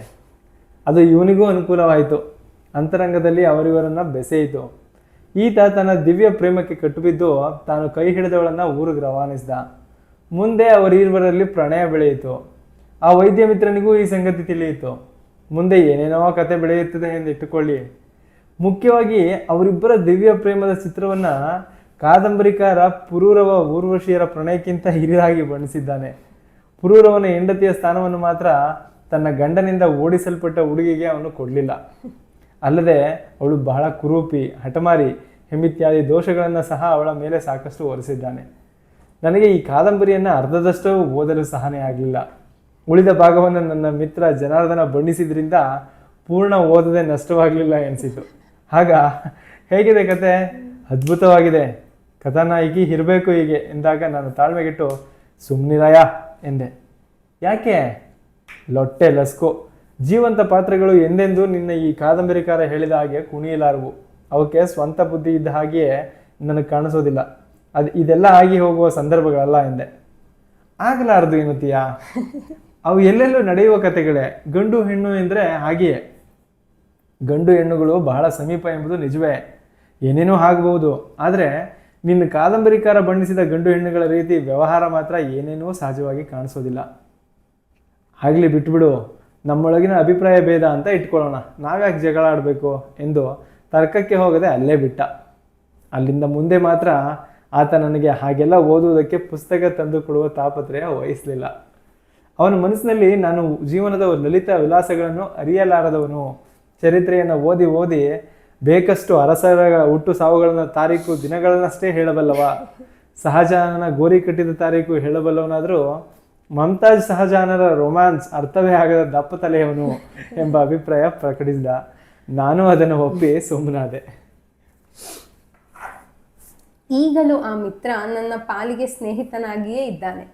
ಎಳೆತನದಿಂದಲೂ ಬೆಳೆದು ಬಂದ ಸ್ನೇಹವನ್ನು ಮರೆಯುತ್ತೇವೆಯೇ? ಅವನು ಹೇಳಿದ್ದನ್ನೆಲ್ಲ ನಾನು ಕೇಳುತ್ತಿರುತ್ತೇನೆ, ಆದರೆ ವಾದಿಸಲು ಹೋಗುವುದಿಲ್ಲ. ಯಾರ ಸಲುವಾಗಿ ಹಾಗೆ ವಾದಿಸಬೇಕು? ನಾನೇನಾದರೂ ಊರಲ್ಲಿ ನಡೆದ ಕಥೆಯನ್ನು ಕೇಳಿ ಅವನಿಗೆ ಹೇಳಿದರೆ ಇರಬಹುದು ಹಾಗೆ ಅನ್ನುತ್ತಾನೆ. ಉದ್ದೇಶಪಟ್ಟು ಏನಾದರೂ ಸುಳ್ಳು ಕಂತೆ ಹೇಳಿದರೂ ಇರಬಹುದು ಹಾಗೆ ಅಂದಾನು. ಹಾಗೆ ಅವನನ್ನು ಹೆಡ್ಡನನ್ನಾಗಿ ಮಾಡಿ ತೋರಿಸಲು ನಾನು ಎಂದೂ ಉದ್ದೇಶಪಟ್ಟು ಸುಳ್ಳು ಹೇಳಿದವನಲ್ಲ. ಅವನ ಮುಖ್ಯ ಕೊರತೆ ನನಗೆ ತಿಳಿದಿದೆ. 4 ಸುತ್ತಿನವರು ಇಂಥದ್ದು ಸರಿ, ಇಂಥದ್ದು ಅಲ್ಲ, ಇದು ಆದರ್ಶ, ಇದು ಹೇಯ ಎಂದು ಹೇಳುವುದಕ್ಕೆ ಬಣ್ಣ ಸವರಿ ಅವನೊಡನೆ ಯಾರಾದರೂ ಒಂದು ಕಥೆಯ ಹಾಗೆಯೋ ವರ್ತಮಾನದಂತೆಯೋ ತಿಳಿಸಿದರೆ, ನಿಜವೇ? ಹಾಗಿದ್ದರೆ ಅವರದು ಬಹಳ ದೊಡ್ಡ ತ್ಯಾಗ, ಏನು ಧೈರ್ಯ ಎಂದು ಉದ್ಗರಿಸುತ್ತಾನೆ. ಅದರ ಬದಲು ನಿತ್ಯ ಜೀವನದ ಯಾವುದೋ ತೊಡಕು, ತೊಂದರೆ, ನಡವಳಿಕೆ, ವಂಚನೆಗಳನ್ನು ಮುಂದಕ್ಕಿರಿಸಿ ಇಂಥವೆಲ್ಲ ಏಕೆ ಆಗುತ್ತವೆ, ನಾವು ಇವನ್ನು ಹೇಗೆ ಸರಿಪಡಿಸಬಹುದು ಎಂದು ಕೇಳಿದರೆ, ನಮಗೆ ಯಾಕೆ ಬೇಕು ತಲೆಹರಟೆ ಎನ್ನುತ್ತಾನೆ ಅವನು. ಅವನ ಮನಸ್ಸಿಗೆ ಮುಖ್ಯವಾಗಿ ಬೇಕಾಗಿರುವುದು ನೆಮ್ಮದಿ. ಅಂತ ನೆಮ್ಮದಿ ಕೊಡುವ ಮಾತು ಹೇಳಿದರೆ ಸಾಕು. ಅದು ಜೀವನದಲ್ಲಿ ನಡೆಯಬೇಕಾದ ಮಾತು ಆಗಿರಬೇಕಾಗಿಲ್ಲ. ಮುಖ್ಯವಾಗಿ ಕೇಳಿದ ಕತೆ ರುಚಿಯಾಗುವುದಕ್ಕೆ ಒಳತೋಟಿ, ಕುತಂತ್ರ, ಮಸಲತ್ತು ಇಷ್ಟೇ ಸಾಕಾದರೂ ಕೊನೆಯಲ್ಲಿ ಅವನಿಗೆ ಪ್ರಿಯವಾದ ತೀರ್ಮಾನವೇ ಸಿಗಬೇಕು. ಬಾಯಿ ಕತೆಗಳು, ಬಾಳಿನ ಕತೆಗಳು, ಬರಹದ ಕತೆಗಳು, ಹೀಗೆ ಬೇರೆ ಬೇರೆ ವಿಷಯಗಳನ್ನು ನಾನು ಇಲ್ಲಿ ಹೇಳುವುದಕ್ಕೆ ಒಂದು ಕಾರಣವಿದೆ. ಇವುಗಳಲ್ಲಿ ವಾಸ್ತವಿಕವೆನಿಸದ ಎಷ್ಟೋ ಕಥೆಗಳು ನಮ್ಮ ಮನಸ್ಸಿಗೆ ತುಂಬ ತೃಪ್ತಿಯನ್ನು ತಂದುಕೊಡುತ್ತವೆ. ರಾಮ ರಾವಣನನ್ನು ಕೊಂದದ್ದು ಯಾತಕ್ಕಾಗಿ? ಆತ ಸೀತೆಯನ್ನು ಕದ್ದೊಯ್ದದ್ದಕ್ಕಾಗಿಯೇ? 14 ವರ್ಷಗಳ ಕಾಲ ಅವಳಿಗಾಗಿ ಅಲೆದಾಡಿ ಯುದ್ಧ ಮಾಡಿದ. ರಾವಣನನ್ನು ಕೊಂದ, ಸೀತೆ ಕಾಣಸಿಕ್ಕಿದಳು ಎಂಬ ಹೊತ್ತಿನಲ್ಲಿ ಆ ರಾಮ ಏನು ಮಾಡಿದ? ಅವಳ ಗೋಳನ್ನು ಹನುಮಂತನಿಂದ ಕೇಳಿ ತಿಳಿದು ಆತ ಮಾಡಿದ ಕೆಲಸವೇನು? ನೀನು ಪರರ ಮನೆಯಲ್ಲಿ ಇದ್ದವಳು, ನಿನ್ನ ಶುಚಿಯನ್ನು ಉಳಿಸಿಕೊಂಡಿದ್ದಿ ಎಂದು ಹೇಗೆ ತಿಳಿಯಲಿ ಎಂದಂದು ಅಗ್ನಿ ಪರೀಕ್ಷೆಗೆ ಹೊರಟ. ಕತೆ ಆ ಹಂತಕ್ಕೆ ಬಂದಾಗ ಯಾರಿಗೂ ಸಂಕಟವಾಗುತ್ತದೆ. ಅಸಹ್ಯ ಹುಟ್ಟಿತು ರಾಮನ ವಿಚಾರದಲ್ಲಿ. ಅಗ್ನಿ ಪರೀಕ್ಷೆ ನಡೆಯಿತು, ಸೀತೆ ಪಾರಾಗಿ ಬಂದಳು ಎಂದೊಡನೆಯೇ ನಮಗೆಲ್ಲವೂ ಮರೆತು ಹೋಗುತ್ತದೆ. ರಾಮನ ಮೂರ್ಖತನ ಮರವೆಯಾಗುತ್ತದೆ. ಸೀತೆ ಉಳಿಯಬೇಕಾಗಿದೆ. ನಮ್ಮ ಮನಸ್ಸು ಬೇಡುವುದು ಅದನ್ನು. ಕತೆ ಬರೆದವನು ಹಾಗೆ ಉಳಿಸಿಕೊಟ್ಟ. ಬೆಂಕಿಯಲ್ಲಿ ಅವಳನ್ನು ಕಾಯಿಸಿ ಅವಳು ಶುಚಿವಂತಳು ಎಂದು ಜಾಹೀರುಪಡಿಸಿ ನಮ್ಮ ಕಣ್ಣಿಗೆ ಒಂದಿಷ್ಟು ಮಣ್ಣು ಹಾಕಿಬಿಟ್ಟ. ನಿತ್ಯ ಜೀವನದಲ್ಲಿ ಇರುವುದು ಕೂಡ ಹೀಗೆಯೇ. ವಿಪತ್ತಿನಿಂದ ನಮ್ಮನ್ನು ಪಾರು ಮಾಡುವವರು ಇಲ್ಲದೆ ಹೋದರೂ ಉಂಟು ಮಾಡಬೇಕು. ಆಗ ರಾಮನ ಸಂಶಯಗ್ರಸ್ತ ಮನಸ್ಸು ನಮಗೆ ಸಹನೆಯಾಗುತ್ತದೆ. ಅದರ ಬದಲು ನಾಗಿ ತನ್ನೆರಡು ಮಕ್ಕಳೊಡನೆ ಅನಾಥಳಾದಾಗ ಅವಳ ಮೇಲೆ ಕನಿಕರಪಟ್ಟು ಗಂಡ ಅವಳನ್ನು ಕರೆಯಲು ಹೋದ ಎಂದರೆ ಅವನ ಹೆಣ್ಮರಳುತನಕ್ಕಾಗಿ ನಾವು ನಗುತ್ತೇವೆ. ನನ್ನ ದೂರದ ಆ ಮಾವನ ಹೆಣ್ಮರಳುತನಕ್ಕಾಗಿ ಯಾರೇನು ಮಾಡಿದರು? ಹೊಸ ಹೂವು ಸಿಗುತ್ತಲೇ ಬಾಡಿದ ಹೂವನ್ನು ಬಿಸುಟ ಅವನ ವಿಚಾರದಲ್ಲಿ ಯಾರೂ ಏನನ್ನೂ ಅಂದಿರಲಾರರು. ಇಷ್ಟೆಲ್ಲ ಹೇಳಿದ ಬಳಿಕವೂ ಒಂದಿಷ್ಟಾದರೂ ನನ್ನ ಕಥೆಯ ಹಂಬಲ ಎಂಥದ್ದು ಎಂಬುದು ನಿಮಗೆ ತಿಳಿಯುತ್ತದೆಯೋ ಇಲ್ಲವೋ? ನನಗೆ ವಾಸ್ತವಿಕ ಜೀವನ ಅವಾಸ್ತವಿಕವಾಗಿ ಕಾಣಿಸುತ್ತದೆ, ಅವಾಸ್ತವಿಕತೆ ವಾಸ್ತವಿಕವಾಗಿಯೂ ಕಾಣಿಸುತ್ತದೆ. ಇವೆರಡರೊಳಗಣ ಮೇರೆ ಅಂತರ ಬಹಳ ಕಡಿಮೆ ಎನಿಸುತ್ತದೆ. ಸತ್ಯ ಅಸತ್ಯಗಳ ಮೇರೆಯಷ್ಟೇ ಕಡಿಮೆ ಅಂತರ ಅವುಗಳಲ್ಲಿ. ಒಂದು ಇನ್ನೊಂದರ ಹಾಗೆಯೇ ಇರುತ್ತದೆ, ಒಂದು ಇನ್ನೊಂದಕ್ಕೆ ಸಮೀಪವಾಗಿರುತ್ತದೆ. ಈ ಸಮೀಪಸ್ಥ ವಸ್ತುಗಳ ನಡುವೆ ಎಷ್ಟೊಂದು ದೂರವಿದೆಯಲ್ಲ ಎಂಬ ಬೆರುಗು ಉಂಟಾಗುತ್ತದೆ. ನನ್ನಲ್ಲಿ ಅನೇಕ ಸಮಸ್ಯೆಗಳನ್ನು ಕುರಿತಾದ ಬೆರವು ಅಂದಿನಿಂದ ಇಂದಿನ ತನಕ ಚೆನ್ನಾಗಿ ಬಲಿತು ಬಂದಿದೆಯಾದರೂ ಅದಕ್ಕೆ ಕಾರಣಳು ನನ್ನ ಅಜ್ಜಿ. ಅವಳ ಹಲವಾರು ಕನಸುಗಳು. ಅವಾವುವೂ ರಾತ್ರಿಯ ಕನಸುಗಳಲ್ಲ, ಯಾವುದೇ ಅಪೇಕ್ಷೆಯಿಂದ ಬೆಳೆಸಿಕೊಂಡ ಹಗಲುಗನಸುಗಳೂ ಅಲ್ಲ. ನನಗೂ ನಿಮಗೂ ಕಾಣಿಸದಿರುವ, ಅವರಿಗಷ್ಟೇ ಕಾಣಿಸುತ್ತಿರುವ ವಿಚಿತ್ರ ತೆರೆದಾದ ಕನಸುಗಳು. ಆ ಕನಸುಗಳನ್ನು ನಿಮ್ಮೊಡನೆ ಹಂಚಿ ಉಣ್ಣುವ ಮೊದಲು ನನಗೆ ಅಪೂರ್ಣವಾಗಿ ತಿಳಿದ ನಮ್ಮ ಅಜ್ಜಿಯ ಪೂರ್ವಕತೆಯನ್ನು ಹೇಳಲು ಪ್ರಯತ್ನಿಸುತ್ತೇನೆ. ಈ ತನಕ ನಾನು ಹೇಳಿದ ವಿಚಾರಗಳೆಲ್ಲವೂ ನಡೆದು ಇಂದಿಗೆ ಸುಮಾರು 15 ವರ್ಷಗಳಾದರೂ ಸಂದಿರಬಹುದು. ಇನ್ನು ಮುಂದಿನವು ಹಾಗಲ್ಲ.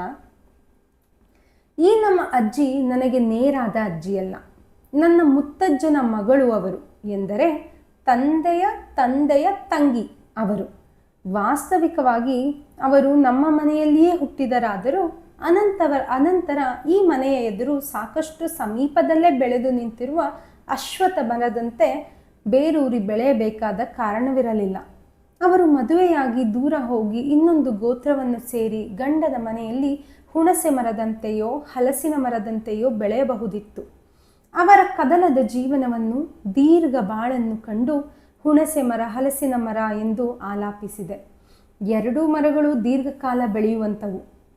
ಹಲಸಿನ ಮರದ ಮೋಪು 100 ವರ್ಷ ಕಾಲ ಬಾಳುತ್ತದೆ.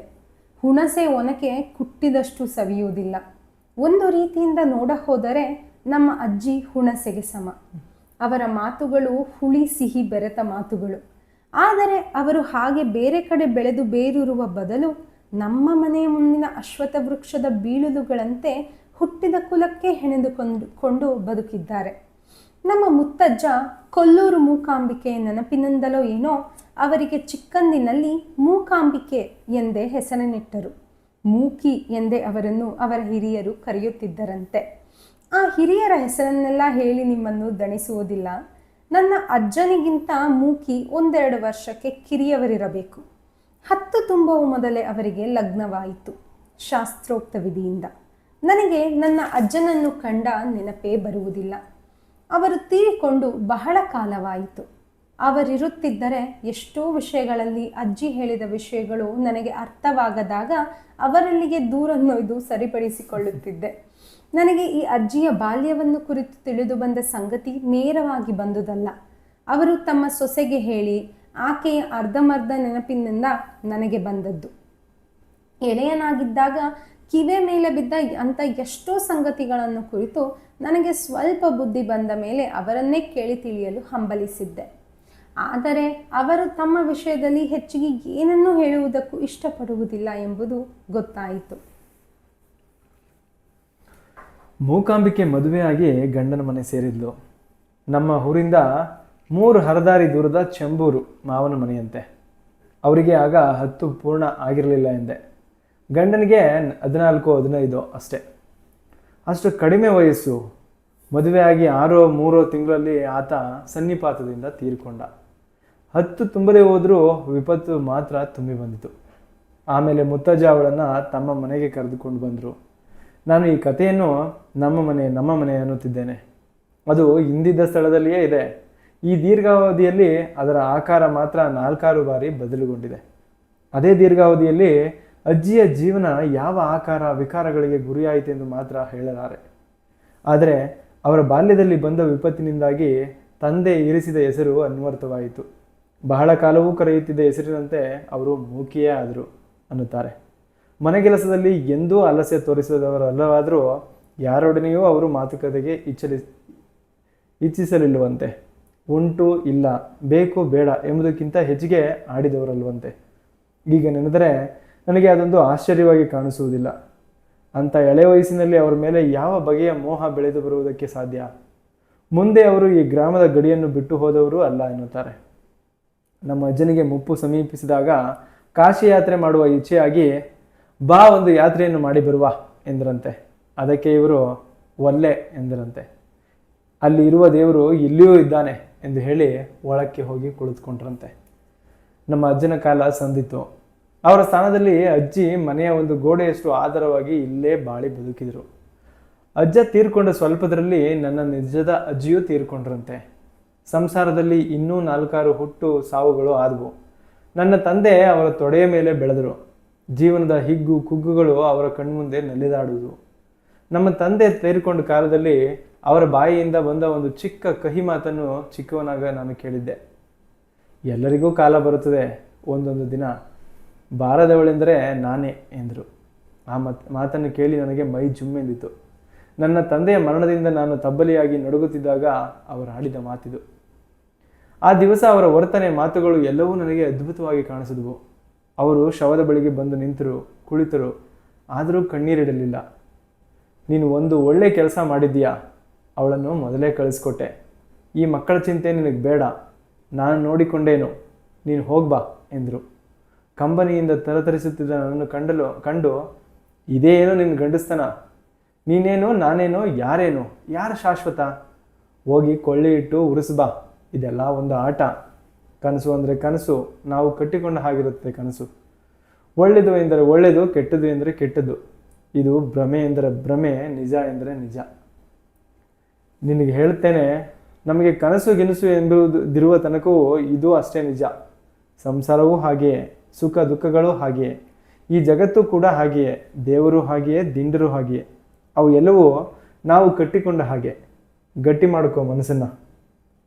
ಯಾಕೆ ಹೆದರ್ತೀಯಾ? ಹೋಗು, ಕಳಿಸ್ಕೊಟ್ಟು ಬಾ, ಗಂಡು ಮಗ ನೀನಲ್ಲವೇ ಎಂದರು. ನಾನು ತೀರಾ ನಾಚಿ ತಗ್ಗಿ ಕುಗ್ಗಿ ಮುಂದಿನ ವಿಧಿಗಳನ್ನು ಮುಗಿಸಿ ಮನೆಗೆ ಬಂದೆ. ಮುಂದೆ ಬಹಳ ಕಾಲದ ತನಕವೂ ಅವರ ಬಾಯಿಯಿಂದ ಇಂಥ ದಿಟ್ಟ ಮಾತುಗಳನ್ನು ನಾನು ಕೇಳಿದ ನೆನಪಾಗುವುದಿಲ್ಲ. ಆ ಒಂದು ಕ್ಷಣಕ್ಕೆ ಮಾತ್ರ ನಮ್ಮ ಅಜ್ಜಿ ಇನ್ನೊಂದೇ ವಿಚಿತ್ರ ವ್ಯಕ್ತಿಯಾಗಿ ಕಾಣಿಸಿದ್ರು ನನಗೆ. ತಂದೆಯವರು ತೀರ್ಕೊಂಡ್ರೂ ಮನೆಯ ಭಾರ ನನ್ನ ಮೇಲೆ ಬೀಳುವುದಕ್ಕೆ ಬಿಡಲಿಲ್ಲ. ನನ್ನ ತಮ್ಮನ ಓದು ಬರಹಗಳನ್ನು ಆಳುಗೆಡೆಯಲು ಅವಕಾಶ ಕೊಡಲಿಲ್ಲ. ನಾನು ಓದನ್ನು ಮುಗಿಸಿ ಮನೆಗೆ ಬಂದ ವರ್ಷವೇ ನನಗೆ ಪ್ರಾಯ ಬಹಳವಾಗಿರದಿದ್ದರೂ ಒಲಿಸಿ ಒತ್ತಾಯ ಮಾಡಿ ಮನೆಗೆ ಒಂದು ಹೆಣ್ಣನ್ನು ಬರಮಾಡಿಕೊಂಡ್ರು. ಅಲ್ಲಿ ತನಕ ಅವರು ಹೇಗೆ ಮನೆ ವಾರ್ತೆ ನಿರ್ವಹಿಸಿದರು ಎಂಬ ಸಂಗತಿಯಂತೂ ನನಗೆ ತಿಳಿಯೋದಿಲ್ಲ. ಅಲ್ಪ ಸ್ವಲ್ಪ ಮನೆಯ ಬೇಸಾಯ ಮಾಡಿಸೋದು ಉಂಟು.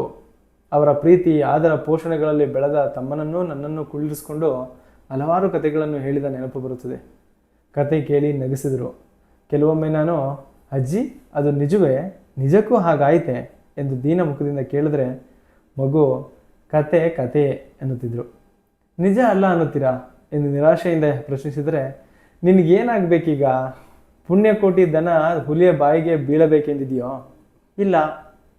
ಹುಲಿ ಮೇಲಕ್ಕೆ ಹಾರೆ ಪ್ರಾಣ ಬಿಡಬಾರ್ದು ಎಂದಿದೆಯೋ? ಇಲ್ಲ. ಹಾಗಿದ್ದ ಮೇಲೆ ಒಂದನ್ನು ಒಂದು ತಿಂದೇ ಬದುಕಬೇಕು ಈ ಜಗತ್ತಿನಲ್ಲಿ. ಹುಲಿ ಇದ್ದರೆ ದನವಿಲ್ಲ, ದನವಿದ್ದರೆ ಹುಲಿ ಇಲ್ಲ, ಎರಡೂ ಬದುಕಲಿ ಎಂದೆ ನಾನು. ಮತ್ತೆ ಹುಲಿ ಏನು ತಿನ್ನಬೇಕು? ಹುಲ್ಲನ್ನೇ. ಹುಲ್ಲಿಗೂ ಜೀವ ಇದೆಯಲ್ಲ. ಹಾಗೆ ಕತೆ ತಿರುಗಿಸಿದ್ರೆ, ಹುಲ್ಲನ್ನು ತಿನ್ನಲು ಬಂದ ದನವನ್ನು ಕಂಡು ಹುಲ್ಲು ಹೆದರಿ ತನ್ನ ಮರಿಯ ಹತ್ರ ಹೋಗಿ ಬರ್ತೇನೆ ಎನ್ನಬೇಕಾದೀತು. ನನ್ನ ಅಜ್ಜಿ ನನಗೆ ಹೇಳಿದ ಇಂತಹ ನೂರಾರು ಕಥೆಗಳನ್ನು ನಮ್ಮ ಮನೆಗೆ ನನ್ನ ಕೈ ಹಿಡಿದ ಸೀತೆ ಬಂಧುದರ ವಸತಿನಲ್ಲಿ ಹಲವಾರು ಬಾರಿ ಹೇಳಿದ್ದೆ. ಅವಳು ತವರು ಮನೆಯಿಂದ ನಮ್ಮ ಮನೆಯನ್ನು ಸೇರಿದ ಮೇಲೆ ಅಲ್ಲಿನ ಸುದ್ದಿ ಸೂರುಗಳನ್ನು ಕೇಳಿ ದುಃಖಪಟ್ಟಾಗ ಅವಳನ್ನು ಸಮಾಧಾನಪಡಿಸುವುದಕ್ಕಾಗಿ ಅಜ್ಜಿಯ ಸೋಗನ್ನು ತೊಟ್ಟವನ ಹಾಗೆ ಏನೇನೋ ಹೇಳಿದ್ದುಂಟು. ಜೀವನ ಕನಸು ನಿಜ, ಅದೊಂದು ನಾಟಕವೂ ಇರಬಹುದು. ಆದರೂ ಅದು ಇರುವಷ್ಟು ಕಾಲ ಅದರೊಳಗೆ ವೇಷ ಹಾಕಿ ಕುಣಿಯುವ ಕೆಲಸವಷ್ಟೇ ನಮ್ಮದು. ನಮಗೆ ಒಪ್ಪುವ ವೇಷಕ್ಕೆ ಸಮನಾಗಿ ಕುಣಿಯುವ ಎಂದು ಅಜ್ಜಿಯ ಮಾತಿಗೆ ನನ್ನದೇ ಅರ್ಥ ಮಾಡಿಕೊಂಡು ನನ್ನ ಮಡದಿಗೆ ಸಮಾಧಾನವನ್ನು ಹೇಳಿದ್ದುಂಟು. ಈಗಲೂ ನನಗೆ ನಮ್ಮ ಅಜ್ಜಿಯ ಮುಂದಕ್ಕೆ ನಾನು ದೊಡ್ಡವನಾಗಿದ್ದೇನೆ ಎಂದು ಏನೇನೂ ಕಾಣಿಸುತ್ತಲಿಲ್ಲ.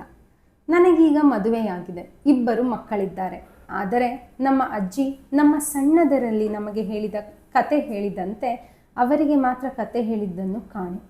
ಸೀತೆ ನಮ್ಮ ಮನೆಗೆ ಬಂದು ಕಾಲಿರಿಸಿದಂದಿನಿಂದ ಅವಳಿಗೆ ಯಾವತ್ತೂ ಯಜಮಾನಿಕೆ ಪಟ್ಟವನ್ನು ಕಟ್ಟಿ ದೂರ ಉಳಿದಿದ್ದಾರೆ. ನಮ್ಮ ತಂದೆ ಬದುಕಿರುವ ಕಾಲದಲ್ಲಿಯೂ ತಾನು ಸಹ ಇದೇ ಮನೆಯಲ್ಲಿದ್ದೇನೆ ಎಂದು ತೋರಿಸಿಕೊಂಡವರಲ್ಲ. ಅವರಿಗೂ ಸಂಸಾರದ ಸುಖ ದುಃಖಗಳನ್ನು ಕಂಡು ಬೇಸರ ಬಂದಿರಲೂಬಹುದು. ಆದರೆ ನೋಡಿ, ನನ್ನನ್ನು ಬೇಸರಗೊಳಿಸುವ ಒಂದು ವಿಷಯವನ್ನು ಮಾತ್ರ ಇಲ್ಲಿ ಹೇಳದಿರಲಾರೆ. ನಮ್ಮ ಮನೆಗೆ ಬಂದು ಹೋಗುವ ಯಾರಿಗಾದರೂ ಸರಿಯೇ ನಮ್ಮ ಅಜ್ಜಿಯ ವಿಷಯದಲ್ಲಿ ಹೆಚ್ಚಿನ ಆದರ ಇರುವ ಹಾಗೆ ಮಾತ್ರ ಕಾಣಿಸುವುದಿಲ್ಲ. ಅನೇಕರು ಮನೆಗೆ ಬರುತ್ತಿರುತ್ತಾರೆ, ಅವರ ಹತ್ತಿರಕ್ಕೆ ಹೋಗುವುದಿಲ್ಲ. ಮೊದಲು ಅವರನ್ನು ಮಾತನಾಡಿಸುತ್ತಿದ್ದವರು ಕೂಡ ನಾನು ಮನೆಯ ಹೊಣೆಯನ್ನು ಹೊತ್ತ ಮೇಲೆಯೂ ಅವರ ಹತ್ತಿರ ಯಾರೂ ಮಾತನಾಡುವುದಿಲ್ಲ. ಅಜ್ಜಿಗೆ ಅರೆಮರುಳು ಎಂಬ ಅಭಿಪ್ರಾಯ ನಮ್ಮ ಊರಿನವರಿಗೆ. ಅದಕ್ಕೆ ಇದೊಂದು ಕಾರಣವಿರಲೂಬಹುದು. ಅವರ ಕೈಗೆ ಏನಾದರೂ ವಸ್ತು ಒಡವೆ ಬಂತೆಂದರೆ ಅಥವಾ ಮಕ್ಕಳು ಈ ಕೈಗೇನಾದರೂ ಕೊಟ್ಟವೆಂದರೆ 2 ನಿಮಿಷ ಕಣ್ಣು ಮುಚ್ಚಿ ಕುಳಿತುಕೊಳ್ಳುತ್ತಾರೆ. ಆ ಬಳಿಕ ತಮ್ಮಷ್ಟಕ್ಕೆ ಏನೇನೋ ಕನಸುಕೊಂಡವರ ಹಾಗೆ ಗೊಣಗುತ್ತಾರೆ. ಅವರ ಈ ಗೊಣಗು ಮಾತುಗಳನ್ನು ಕೇಳಿ ಹಾಗೇನಾದರೂ ಅಭಿಪ್ರಾಯ ಬರುವುದು ಸಹಜ. ಮೂಕಜ್ಜಿಗೆ ಮುಪ್ಪಿನ ಮರುಳು. ತಮ್ಮಿಷ್ಟಕ್ಕೆ ಆಡಿಕೊಳ್ಳುತ್ತಿರುತ್ತಾರೆ. ಸೊಯಗೆಟ್ಟು ಮಾತನಾಡತೊಡಗಿದರೆ ನಿಲ್ಲಿಸುವುದೇ ಇಲ್ಲ ಎನ್ನುತ್ತಾರೆ. ಹಾಗೆ ಬಂಧು ಮಿತ್ರರು ಅಭಿಪ್ರಾಯ ಪ್ರಕಟಿಸುವುದನ್ನು ಕೇಳಿದಾಗ ನನಗೆ ನೋವಾಗುತ್ತದೆ. ನನಗೆ 25ನೇ ವರ್ಷಕ್ಕೆ ಮದುವೆಯಾಯಿತು. ಅಂದಿನಿಂದ ನಾನು ಮನೆಗೆ ಯಜಮಾನ, ನಮ್ಮ ಸೀತೆ ಯಜಮಾನಿ. ಅಜ್ಜಮ್ಮ ತಮ್ಮಷ್ಟಕ್ಕೆ ಮಾತನಾಡುವ ಮರುಳಜ್ಜಿ.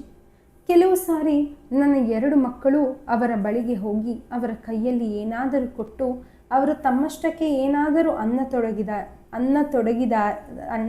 ಅನ್ನ ತೊಡಗಿದರಾದರೆ ಅವು ಓಡಿ ಬಂದು ತಮ್ಮ ತಾಯಿಯೊಡನೆ ಅಮ್ಮ, ಅಜ್ಜಿಗೊಬ್ಬ ಟೊಣೆಯ ಕಾಣಿಸಿದನಂತೆ, ಅವನು ಭಾರಿ ಟೊಣೆಯನಂತೆ ಎಂದು ಹೇಳಿ ನಗುವುದುಂಟು. ಅಂಥ ಪ್ರಸಂಗಗಳಲ್ಲಿ ನನ್ನ ಮಡದಿಗೆ ಮಕ್ಕಳ ಬಾಯಿಯನ್ನು ಕಟ್ಟುವುದೇ ಕಷ್ಟದ ಕೆಲಸವಾಗುತ್ತದೆ. ನೀವು ಅವರ ಹತ್ತಿರ ಹೋಗಬೇಡಿ. ಅವರಿಗೆ ಏನು ಕಾಣಿಸುತ್ತದೋ ಏನು ಬಿಡುತ್ತದೋ, ನಿಮಗೆ ಯಾಕೆ ಅದೆಲ್ಲ? ಸುಳ್ಳು ಹೇಳುತ್ತಾರಮ್ಮ ಅವರು, ಸುಮ್ಮನಾಗಿ ಎಂದೇನಲ್ಲ ಎಂದು ಗದರಿಸಿ ಅವರನ್ನು ಕಳುಹಿಸಿಕೊಡುವ ಪಾಡು ಬರುತ್ತದೆ. ನನ್ನ ಮಕ್ಕಳು ಕೂಡ ಅವರಿಗೆ ಹುಚ್ಚೆಂದೇ ತಿಳಿದುಕೊಂಡಿದ್ದರೆ ನಾನು ಏನೂ ಮಾಡುವ ಹಾಗಿಲ್ಲ. ಅದು ಮಾತ್ರ ನನ್ನ ಮನಸ್ಸನ್ನು ತುಂಬ ನೋಯಿಸುತ್ತದೆ. ನನ್ನ ಅವರ ಋಣಾನುಬಂಧ ಅಷ್ಟು ಬಿಗುವಾದುದರಿಂದ ಇಂಥ ಸ್ಥಿತಿಯಲ್ಲಿ ನಾನೊಮ್ಮೆ ಅವರ ಜೊತೆಯಲ್ಲಿ ಅಶ್ವತ್ಥದ ಕಟ್ಟೆಯಲ್ಲಿ ಕುಳಿತಿದ್ದೆ. ಅವರು ನನ್ನ ಕಡೆ ದೃಷ್ಟಿ ಹರಿಸದೆ ಏನೇನೋ ತಮ್ಮಷ್ಟಕ್ಕೆ ಗುಣುಗುತ್ತಿದ್ದರು. ಅವರನ್ನು ಕಂಡಾಗ ನನಗೆ ಇಷ್ಟು ಪ್ರಾಯವಾಗುವ ತನಕ ಯಾರೂ ಬದುಕಿರಬಾರದಪ್ಪ ಎಂಬ ಯೋಚನೆ ಬಂತು. ಮರುಕ್ಷಣ ಅವರ ಬಾಯಿಂದ, ಮಗು, ನಿನಗೆ ನಿನ್ನ ಅಜ್ಜಿ ಭಾರವಾದಳೆ, ನನ್ನ ಸಾವನ್ನು ನೆನೆಯುತ್ತಾ ಇದ್ದೀಯಲ್ಲ ಎಂದು ಹೇಳಿ ನಕ್ಕು ಬಿಟ್ಟರು. ನನ್ನ ಎದೆ ದಡಲ್ಲೆಂದಿತು. ಎಲ್ಲಿಲ್ಲದ ಭಯವಾಯಿತು. ಅಜ್ಜಿ, ದಮ್ಮಯ್ಯ, ನಿಮ್ಮ ಮಾತು ಕೇಳಿ ನಿಮ್ಮಷ್ಟಕ್ಕೆ ನೀವು ಗೊಣಗುವುದನ್ನು ಕಂಡು ಒಂದು ಕ್ಷಣ ಹಾಗೆನಿಸಿದ್ದು ನಿಜ. ಅದು ನೀವು ಬೇಡವಾಗಿಯೂ ಅಲ್ಲ, ಭಾರವಾಗಿಯೂ ಅಲ್ಲ. ಮನಸ್ಸಿನ ಮೇಲೆ ಹತೋಟಿ ಇಲ್ಲದಾಗ ಬದುಕಿ ಫಲವೇನು ಎಂದು ಕಾಣಿಸಿದ್ದು ನಿಜ. ತಪ್ಪಾಯಿತು ನನ್ನಿಂದ ಎಂದು ದುಃಖದಿಂದಲೇ. ನನಗೆ ಅದು ಗೊತ್ತಾಗುತ್ತದೆ. ನಿನ್ನ ಮನಸ್ಸು ನನಗೆ ಗೊತ್ತಿಲ್ಲವೇ? ಆದರೂ ಹೇಳಿದೆ ಚೇಷ್ಟೆಗೆ. ನಿನ್ನ ತಲೆಯಲ್ಲಿ ಸುಳಿದ ವಿಚಾರವನ್ನು ತಿಳಿದೆ ಎಂದರು. ನಿಮಗೆ ಹೇಗೆ ಗೊತ್ತಾಯ್ತಪ್ಪ ಅದು? ಹೇಗೋ, ನೀನು ಎಣಿಸಿದ್ದೆಲ್ಲ ನಾನೇ ಎಣಿಸಿದಷ್ಟು ಸ್ಪಷ್ಟವಾಯಿತು. ನೀವು ಆಗಾಗ ನಿಮ್ಮಷ್ಟಕ್ಕೆ ಏನೇನೋ ಅಂದುಕೊಳ್ಳುತ್ತೀರಲ್ಲ, ಏನದು? ನನಗೆ ಏನೇನೋ ಕಾಣಿಸುತ್ತದೆ, ಏನೇನೋ ಅನ್ನುತ್ತೇನೆ. ಒಂದೊಂದು ಸಾರಿ ಹಾಗೆ ಮಾಡುತ್ತಿರುವುದಂತೂ ನಿಜ. ಏನಾದರೂ ಕಾಣಿಸತೊಡಗಿದೆಂದರೆ ನನಗೆ ನಾನೇ ಮರೆವೆಯಾಗಿ ಕಾಣಿಸಿದ್ದನ್ನು ಕುರಿತು ಮಾತನಾಡುತ್ತೇನೆ. ಅದು ಒಂದು ತೆರ ಕನಸಿದ್ದರೂ ಇದ್ದೀತು.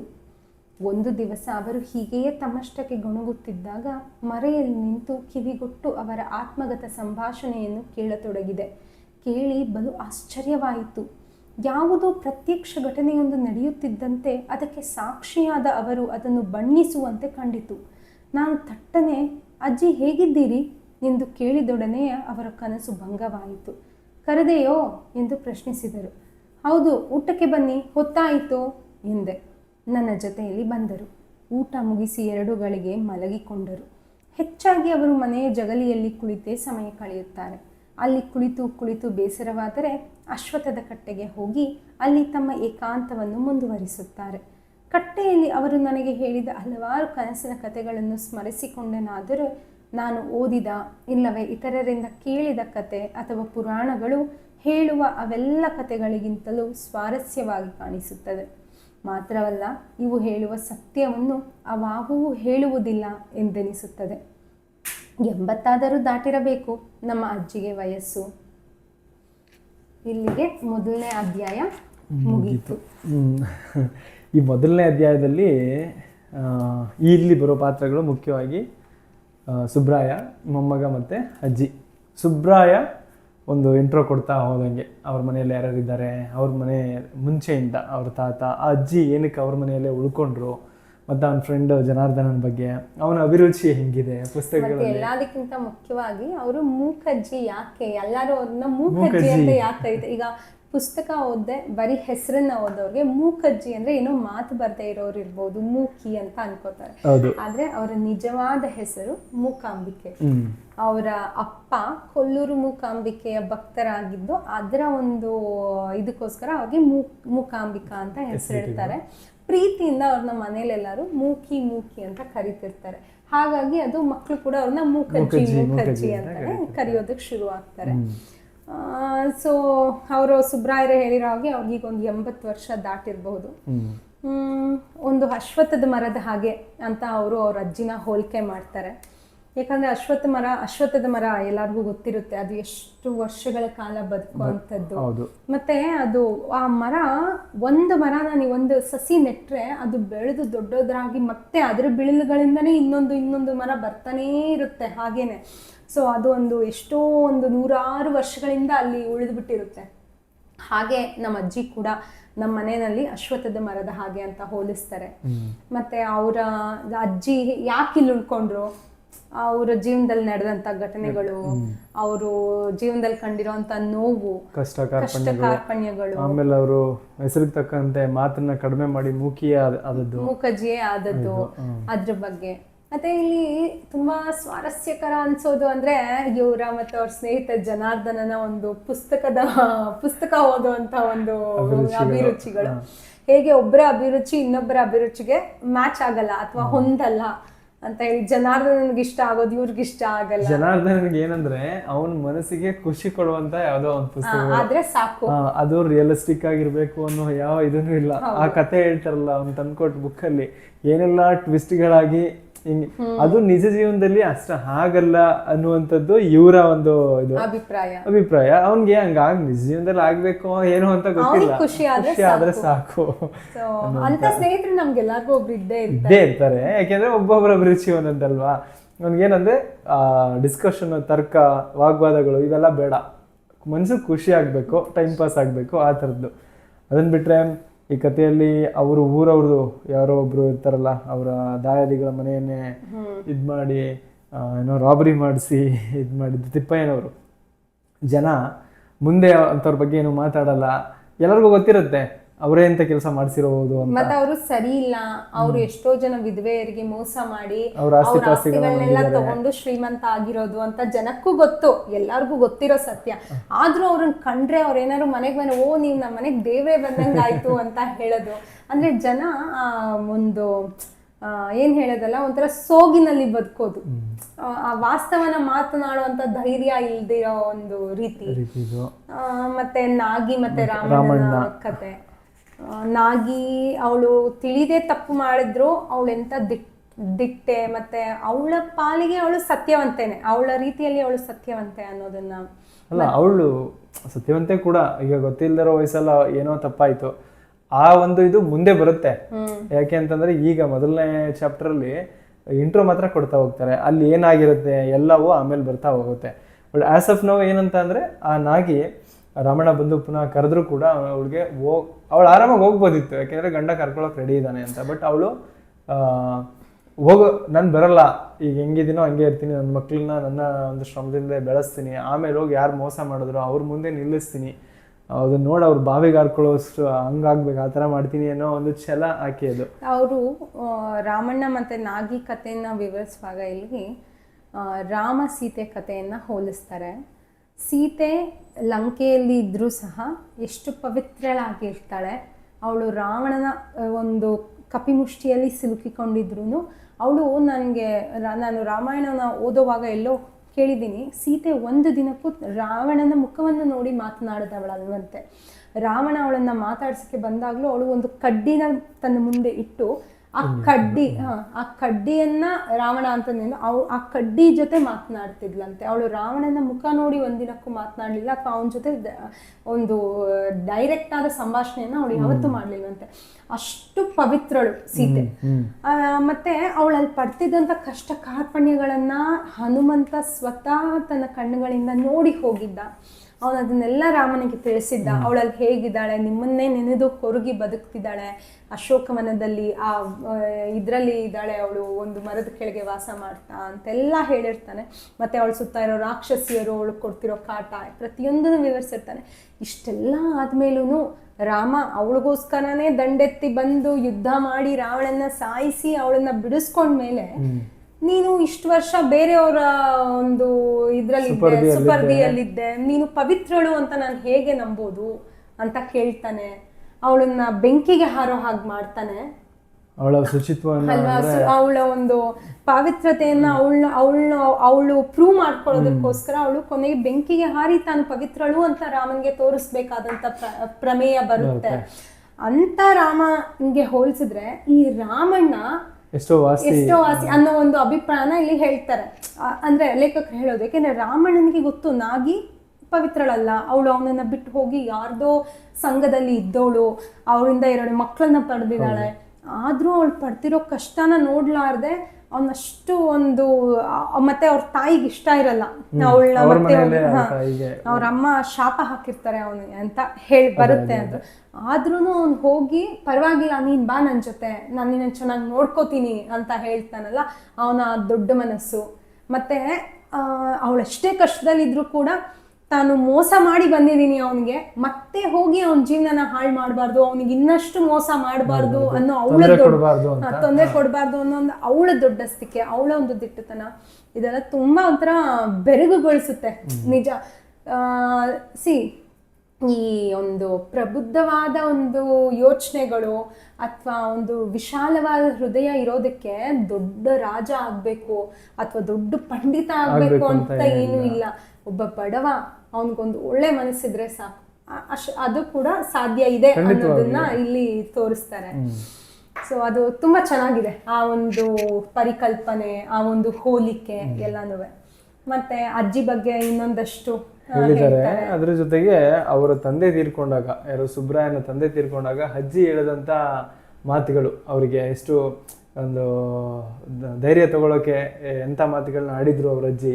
ಯಾವಾಗಲೂ ಮೌನವಾಗಿರ್ತದವ್ರಂತೂ ಆ ಟೈಮಲ್ಲಿ ಅವರ ತಂದೆ ತೀರ್ಕೊಂಡಾಗ್ಲೂ ಅಳ್ದೆ, ಎಲ್ಲರಿಗೂ ಕಾಲ ಬರುತ್ತೆ ನನಗೆ ಬರಲಿಲ್ಲ ಅಂತ ನೊಂದ್ಕೊಂಡಿದ್ದು, ಮತ್ತೆ ಅಳ್ದೆ ಬಂದು ಓಕೆ ಹೋದವ್ರನ್ನ ಹೆಂಗೆ ಕಳಿಸ್ಕೊಡ್ಬೇಕು, ನೀನು ಅವ್ನ ಮಗ ಅಲ್ವಾ, ಇದೆಲ್ಲ ಒಂದು ಆಟ, ನಾಳೆ ನಾನು ನೀನು ಎಲ್ಲರೂ ಹೋಗುವಂಥವ್ರೆ ಅಂತ ಆ ಮಾತುಗಳನ್ನ ಹೇಳಿ ಅವನಿಗೆ ಸಂತೈಸಿ ಆ ಕೆಲಸಗಳನ್ನ ಮಾಡಿಕೊಟ್ಟಿದ್ದು. ಇವರು ಓದೋ ಟೈಮಲ್ಲಿ ಇವರು ನಿಂತ್ಕೊಂಡು ಮನೆ ವ್ಯವಹಾರಗಳನ್ನೆಲ್ಲ ನೋಡಿಕೊಂಡು ಇದು ಮಾಡಿದ್ದು. ಮತ್ತೆ ಇಲ್ಲಿ ಒಂದು ವಾಕ್ಯ ಬರುತ್ತೆ ಇದರಲ್ಲಿ. ಅವರು ಸುಬ್ರಾಯನ ತಂದೆ ತೀರ್ ಹೋದಾಗ ಮೊದಲು ಅವ್ರ ಹತ್ರ ಆಚಿತೆ ಹತ್ರ ಬಂದು ಕೂತು ಒಂದು ಮಾತು ಹೇಳ್ತಾರೆ. ಅವರು ತುಂಬಾ ಒಳ್ಳೆ ಕೆಲಸ ಮಾಡಿದೆ, ಮೊದಲು ಅವಳನ್ನ ಕಳಿಸ್ಕೊಟ್ಟೆ ಅಂತ ಹೇಳ್ಬಿಟ್ಟು. ಅಂದ್ರೆ ಅದು ಅಜ್ಜಿಗೆ ಅವರ ಮನಸ್ಸಿನಲ್ಲಿ ಒಂಥರ ಮಡುಗಟ್ಟಿರೋಂಥ ದುಃಖನ ತೋರಿಸುತ್ತೆ. ಅಂದ್ರೆ ನಿನ್ ಹೆಂಡತಿ ಮೊದಲು ತೀರ್ ಹೋಗಿದ್ದಾರೆ, ಸುಬ್ರಾಯರ ತಾಯಿ, ಅದಾದ್ಮೇಲೆ ಅವ್ರ ತಂದೆ ತೀರ್ ಹೋಗ್ತಾರೆ. ಸೊ ಅಕಸ್ಮಾತ್ ಅವ್ರ ತಂದೆ ಮೊದಲು ತೀರ್ ಹೋಗಿ ತಾಯಿ ಉಳಿದು ಬಿಟ್ಟಿದ್ರೆ ಆಕೆ ದುಃಖದಲ್ಲಿ ತನ್ನ ಜೀವನನ ಕಳಿಬೇಕಾಗ್ತಿತ್ತು. ಅವಾಗಿನ ಪದ್ಧತಿಗಳೆಲ್ಲ ತುಂಬಾ ಕ್ರೂರವಾಗಿರ್ತಿದ್ವು ಅಲ್ವಾ. ತಲೆ ಬೋಳ್ಸೋದು, ಅವ್ರಿಗೆ ಮಡಿ ಬಟ್ಟೆ ಉಡ್ಸೋದು, ಅವ್ರು ಯಾವುದೇ ಶಾಸ್ತ್ರಗಳಲ್ಲಿ ಒಳ್ಳೆ ಕಾರ್ಯಗಳಲ್ಲಿ ಭಾಗವಹಿಸಬಾರ್ದು, ಅವ್ರು ಮನೆಗೆ ಯಾವುದೋ ಒಂದು ಮೂಲೆಯಲ್ಲಿ ಕೂತ್ ಬಿಡ್ಬೇಕು, ಇದ್ಬಿಡ್ಬೇಕು ಅನ್ನೋ ರೀತಿ. ಅದು ಇನ್ನಷ್ಟು ಅವ್ರು ಆಲ್ರೆಡಿ ನೊಂದಿರೋ ಮನಸ್ಸಿಗೆ ಇನ್ನೊಂದಷ್ಟು ನೋವನ್ನ ಕೊಡೋ ಅಂತಹವೇ ಆಗಿದ್ವು. ಸೊ ಏನಾಗಿದೆ ಅಂದ್ರೆ ಮೋಸ್ಟ್ಲಿ ನನಗನ್ಸೋದು ಅಜ್ಜಿ ಸ್ವತಃ ಅದನ್ನ ಅನುಭವಿಸಿರೋದ್ರಿಂದ ಅವ್ರಿಗೆ ಇನ್ನೊಂದು ಹೆಣ್ಣು ಅದನ್ನ ಅನುಭವಿಸೋದನ್ನ ನೋಡೋದಕ್ಕೆ ಸಹಿಸೋದಕ್ಕೆ ಆಗಲ್ಲ. ಸೊ ಅವ್ರು ಅದಕ್ಕೆ ಹೇಳ್ತಾರೆ, ತುಂಬಾ ಒಳ್ಳೆ ಕೆಲಸ ಮಾಡಿದೆ ನೀನು, ಮೊದ್ಲು ಅವಳನ್ನ ಕಳಿಸ್ಕೊಟ್ಬಿಟ್ಟೆ, ಈಗ ನೀನ್ ಹೋಗ್ತಾ ಇದೀಯಾ, ಖುಷಿಯಾಗಿ ಹೋಗ್ಬಾ, ನಿನ್ ಮಕ್ಳನ್ನ ನಾನು ನೋಡ್ಕೋತೀನಿ ಅನ್ನೋದು. ಅವರು ಮೂಕಿ ಅಂತ ಎಲ್ಲರೂ ಕರಿಬೋದು, ಅವ್ರು ಯಾರ ಜೊತೆನೂ ಜಾಸ್ತಿ ಮಾತಾಡಲ್ಲ, ಬೇರೆ ಯಾವ್ದ್ರಲ್ಲೂ ಅವರು ಭಾಗಿಯಾಗ್ತಿರ್ಲಿಲ್ಲ. ಆದ್ರೆ ಅವರ ಧೈರ್ಯ ಇದೆಯಲ್ಲ, ಆ ಮಕ್ಳನ್ನ ನಾನು ಸಾಕ್ತೀನಿ, ಎಲ್ಲಾನು ನಿಭಾಯಿಸ್ತೀನಿ ಅನ್ನೋದು, ಅದು ತುಂಬಾ ಮಹತ್ವ ಪಡೆಯುತ್ತೆ ಇಲ್ಲಿ. ಮತ್ತೆ ಇವ್ರಿಗೆ ಮದುವೆ ಆಗುತ್ತೆ, ಸುಬ್ರಾಯಂಗೆ 2 ಮಕ್ಕಳು ಕೂಡ ಆಗ್ತವೆ.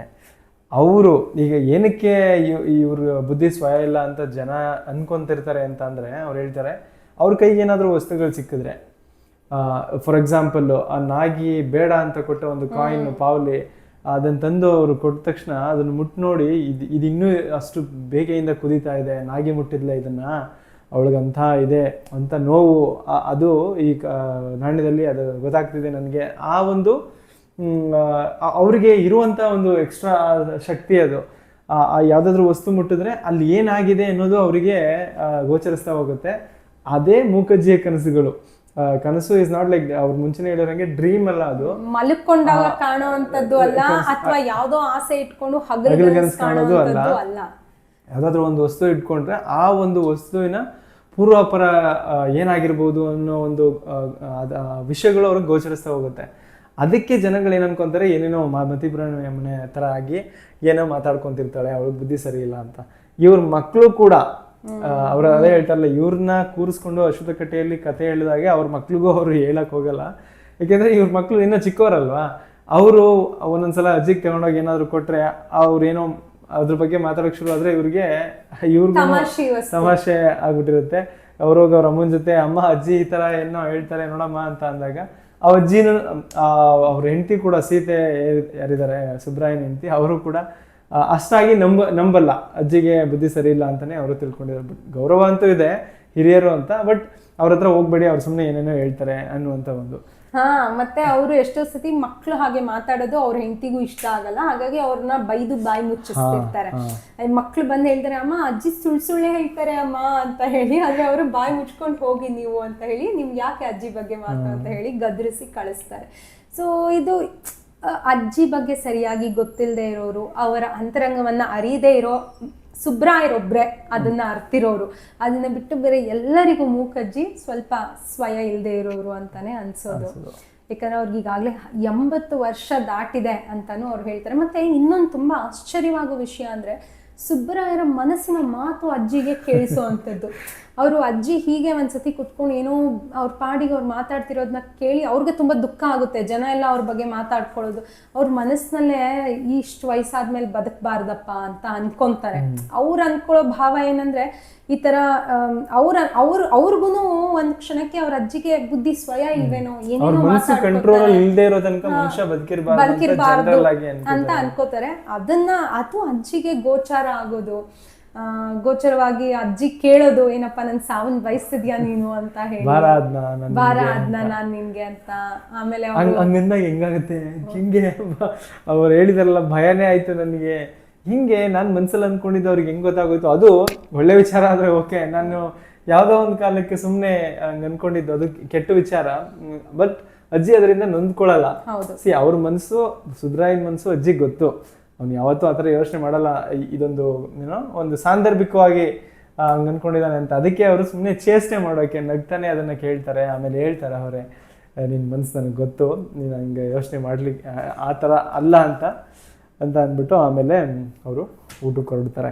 ಸೊ ಇದು ಒಂದು ಇಂಟ್ರೋ ಅಲ್ಲ, ಮೊದಲನೇ ಅಧ್ಯಾಯನೇ. ಇದರಲ್ಲಿ ಪಾತ್ರಗಳ ಒಂದು ಕ್ಷಿಪ್ರವಾದ ಒಂದು ಪರಿಚಯ ಆಗಿದೆ. ಯಾರು ಏನು, ಜನಾರ್ದನ ಯಾರು, ಸುಬ್ರಾಯ ಯಾರು, ಅವನ ಸಂಸಾರ, ಅವನ ಹೆಂಡತಿ, 2 ಮಕ್ಕಳು, ಮೂಕಜ್ಜಿ ಅಂದ್ರೆ ಯಾರು ಏನು, ಮತ್ತೆ ಅವ್ರ ಊರಿನ ಕೆಲವೊಂದು ಪಾತ್ರಗಳು, ನಾಗಿ, ರಾಮಣ್ಣ, ಮತ್ತೆ ಸುಬ್ರಾಯರ ಮಾವ, ಮತ್ತೆ ಆ ಊರಲ್ಲಿ ವಿಧವೆಯರಿಗೆಲ್ಲ ಮೋಸ ಮಾಡಿ ಆಸ್ತಿ ಹೊಡಿಯೋ ತಿಪ್ಪಯ್ಯ, ಇಂಥವೆಲ್ಲ ಒಂದು ಬಂದು ಹೋಗ್ತವೆ. ಸೊ ಮುಂದೆ 2ನೇ ಅಧ್ಯಾಯ ಶುರು ಮಾಡುವ. ಈ ಅಧ್ಯಾಯ, 1ನೇ ಅಧ್ಯಾಯ ಕೇಳಿದ್ದಕ್ಕೆ, ನೋಡಿದ್ದಕ್ಕೆ ಧನ್ಯವಾದಗಳು. ಬೇರೆ ಏನಾದರೂ ಇಂಪ್ರೂವ್ಮೆಂಟ್ಸ್ ಮಾಡ್ಕೋಬಹುದು ನಮ್ಮ ಒಂದು ಪ್ರೆಸೆಂಟೇಷನ್ ಅಲ್ಲಿ ಅಂತ ಅಂದ್ರೆ ಖಂಡಿತ ತಿಳಿಸಿ. ಮತ್ತೆ ನಿಮ್ಮ ಅಭಿಪ್ರಾಯನ ಕೂಡ ತಿಳಿಸಿ. ಈಗ ನಾವು ಹೇಗೆ 1ನೇ ಅಧ್ಯಾಯ ಓದಿ ನಮಗೆ ಅನ್ಸಿದ್ದು ನಮ್ಮ ಅಭಿಪ್ರಾಯಗಳನ್ನ ನಾವು ಹೇಗೆ ಹಾಕ್ತೀವೋ ಹಾಗೆ ನೀವು ಕೂಡ ಕಮೆಂಟ್ಸ್ ನಲ್ಲಿ ನಿಮ್ಗೇನು ಅನ್ಸಿದೆ, ನಿಮ್ಮ ಅಭಿಪ್ರಾಯ ಏನು ಈ 1ನೇ ಅಧ್ಯಾಯದ ಬಗ್ಗೆ, ಸುಬ್ರಾಯರ ಬಗ್ಗೆ, ಮೂಕಜ್ಜಿಯ ಬಗ್ಗೆ, ಅದನ್ನ ಕೂಡ ಹಾಕಿ. ತುಂಬಾ ಖುಷಿ ಆಗುತ್ತೆ ಅದನ್ನು ಓದೋದಕ್ಕೆ. ಖಂಡಿತ. ಅಷ್ಟೇ, ನೆಕ್ಸ್ಟ್ ಮುಂದಿನ ಅಧ್ಯಾಯದಲ್ಲಿ ಸಿಗುವ. ಅಲ್ಲಿ ತನಕ ಧನ್ಯವಾದಗಳು. वीडियोस बनाने हैं, फिल्मोरा है ना।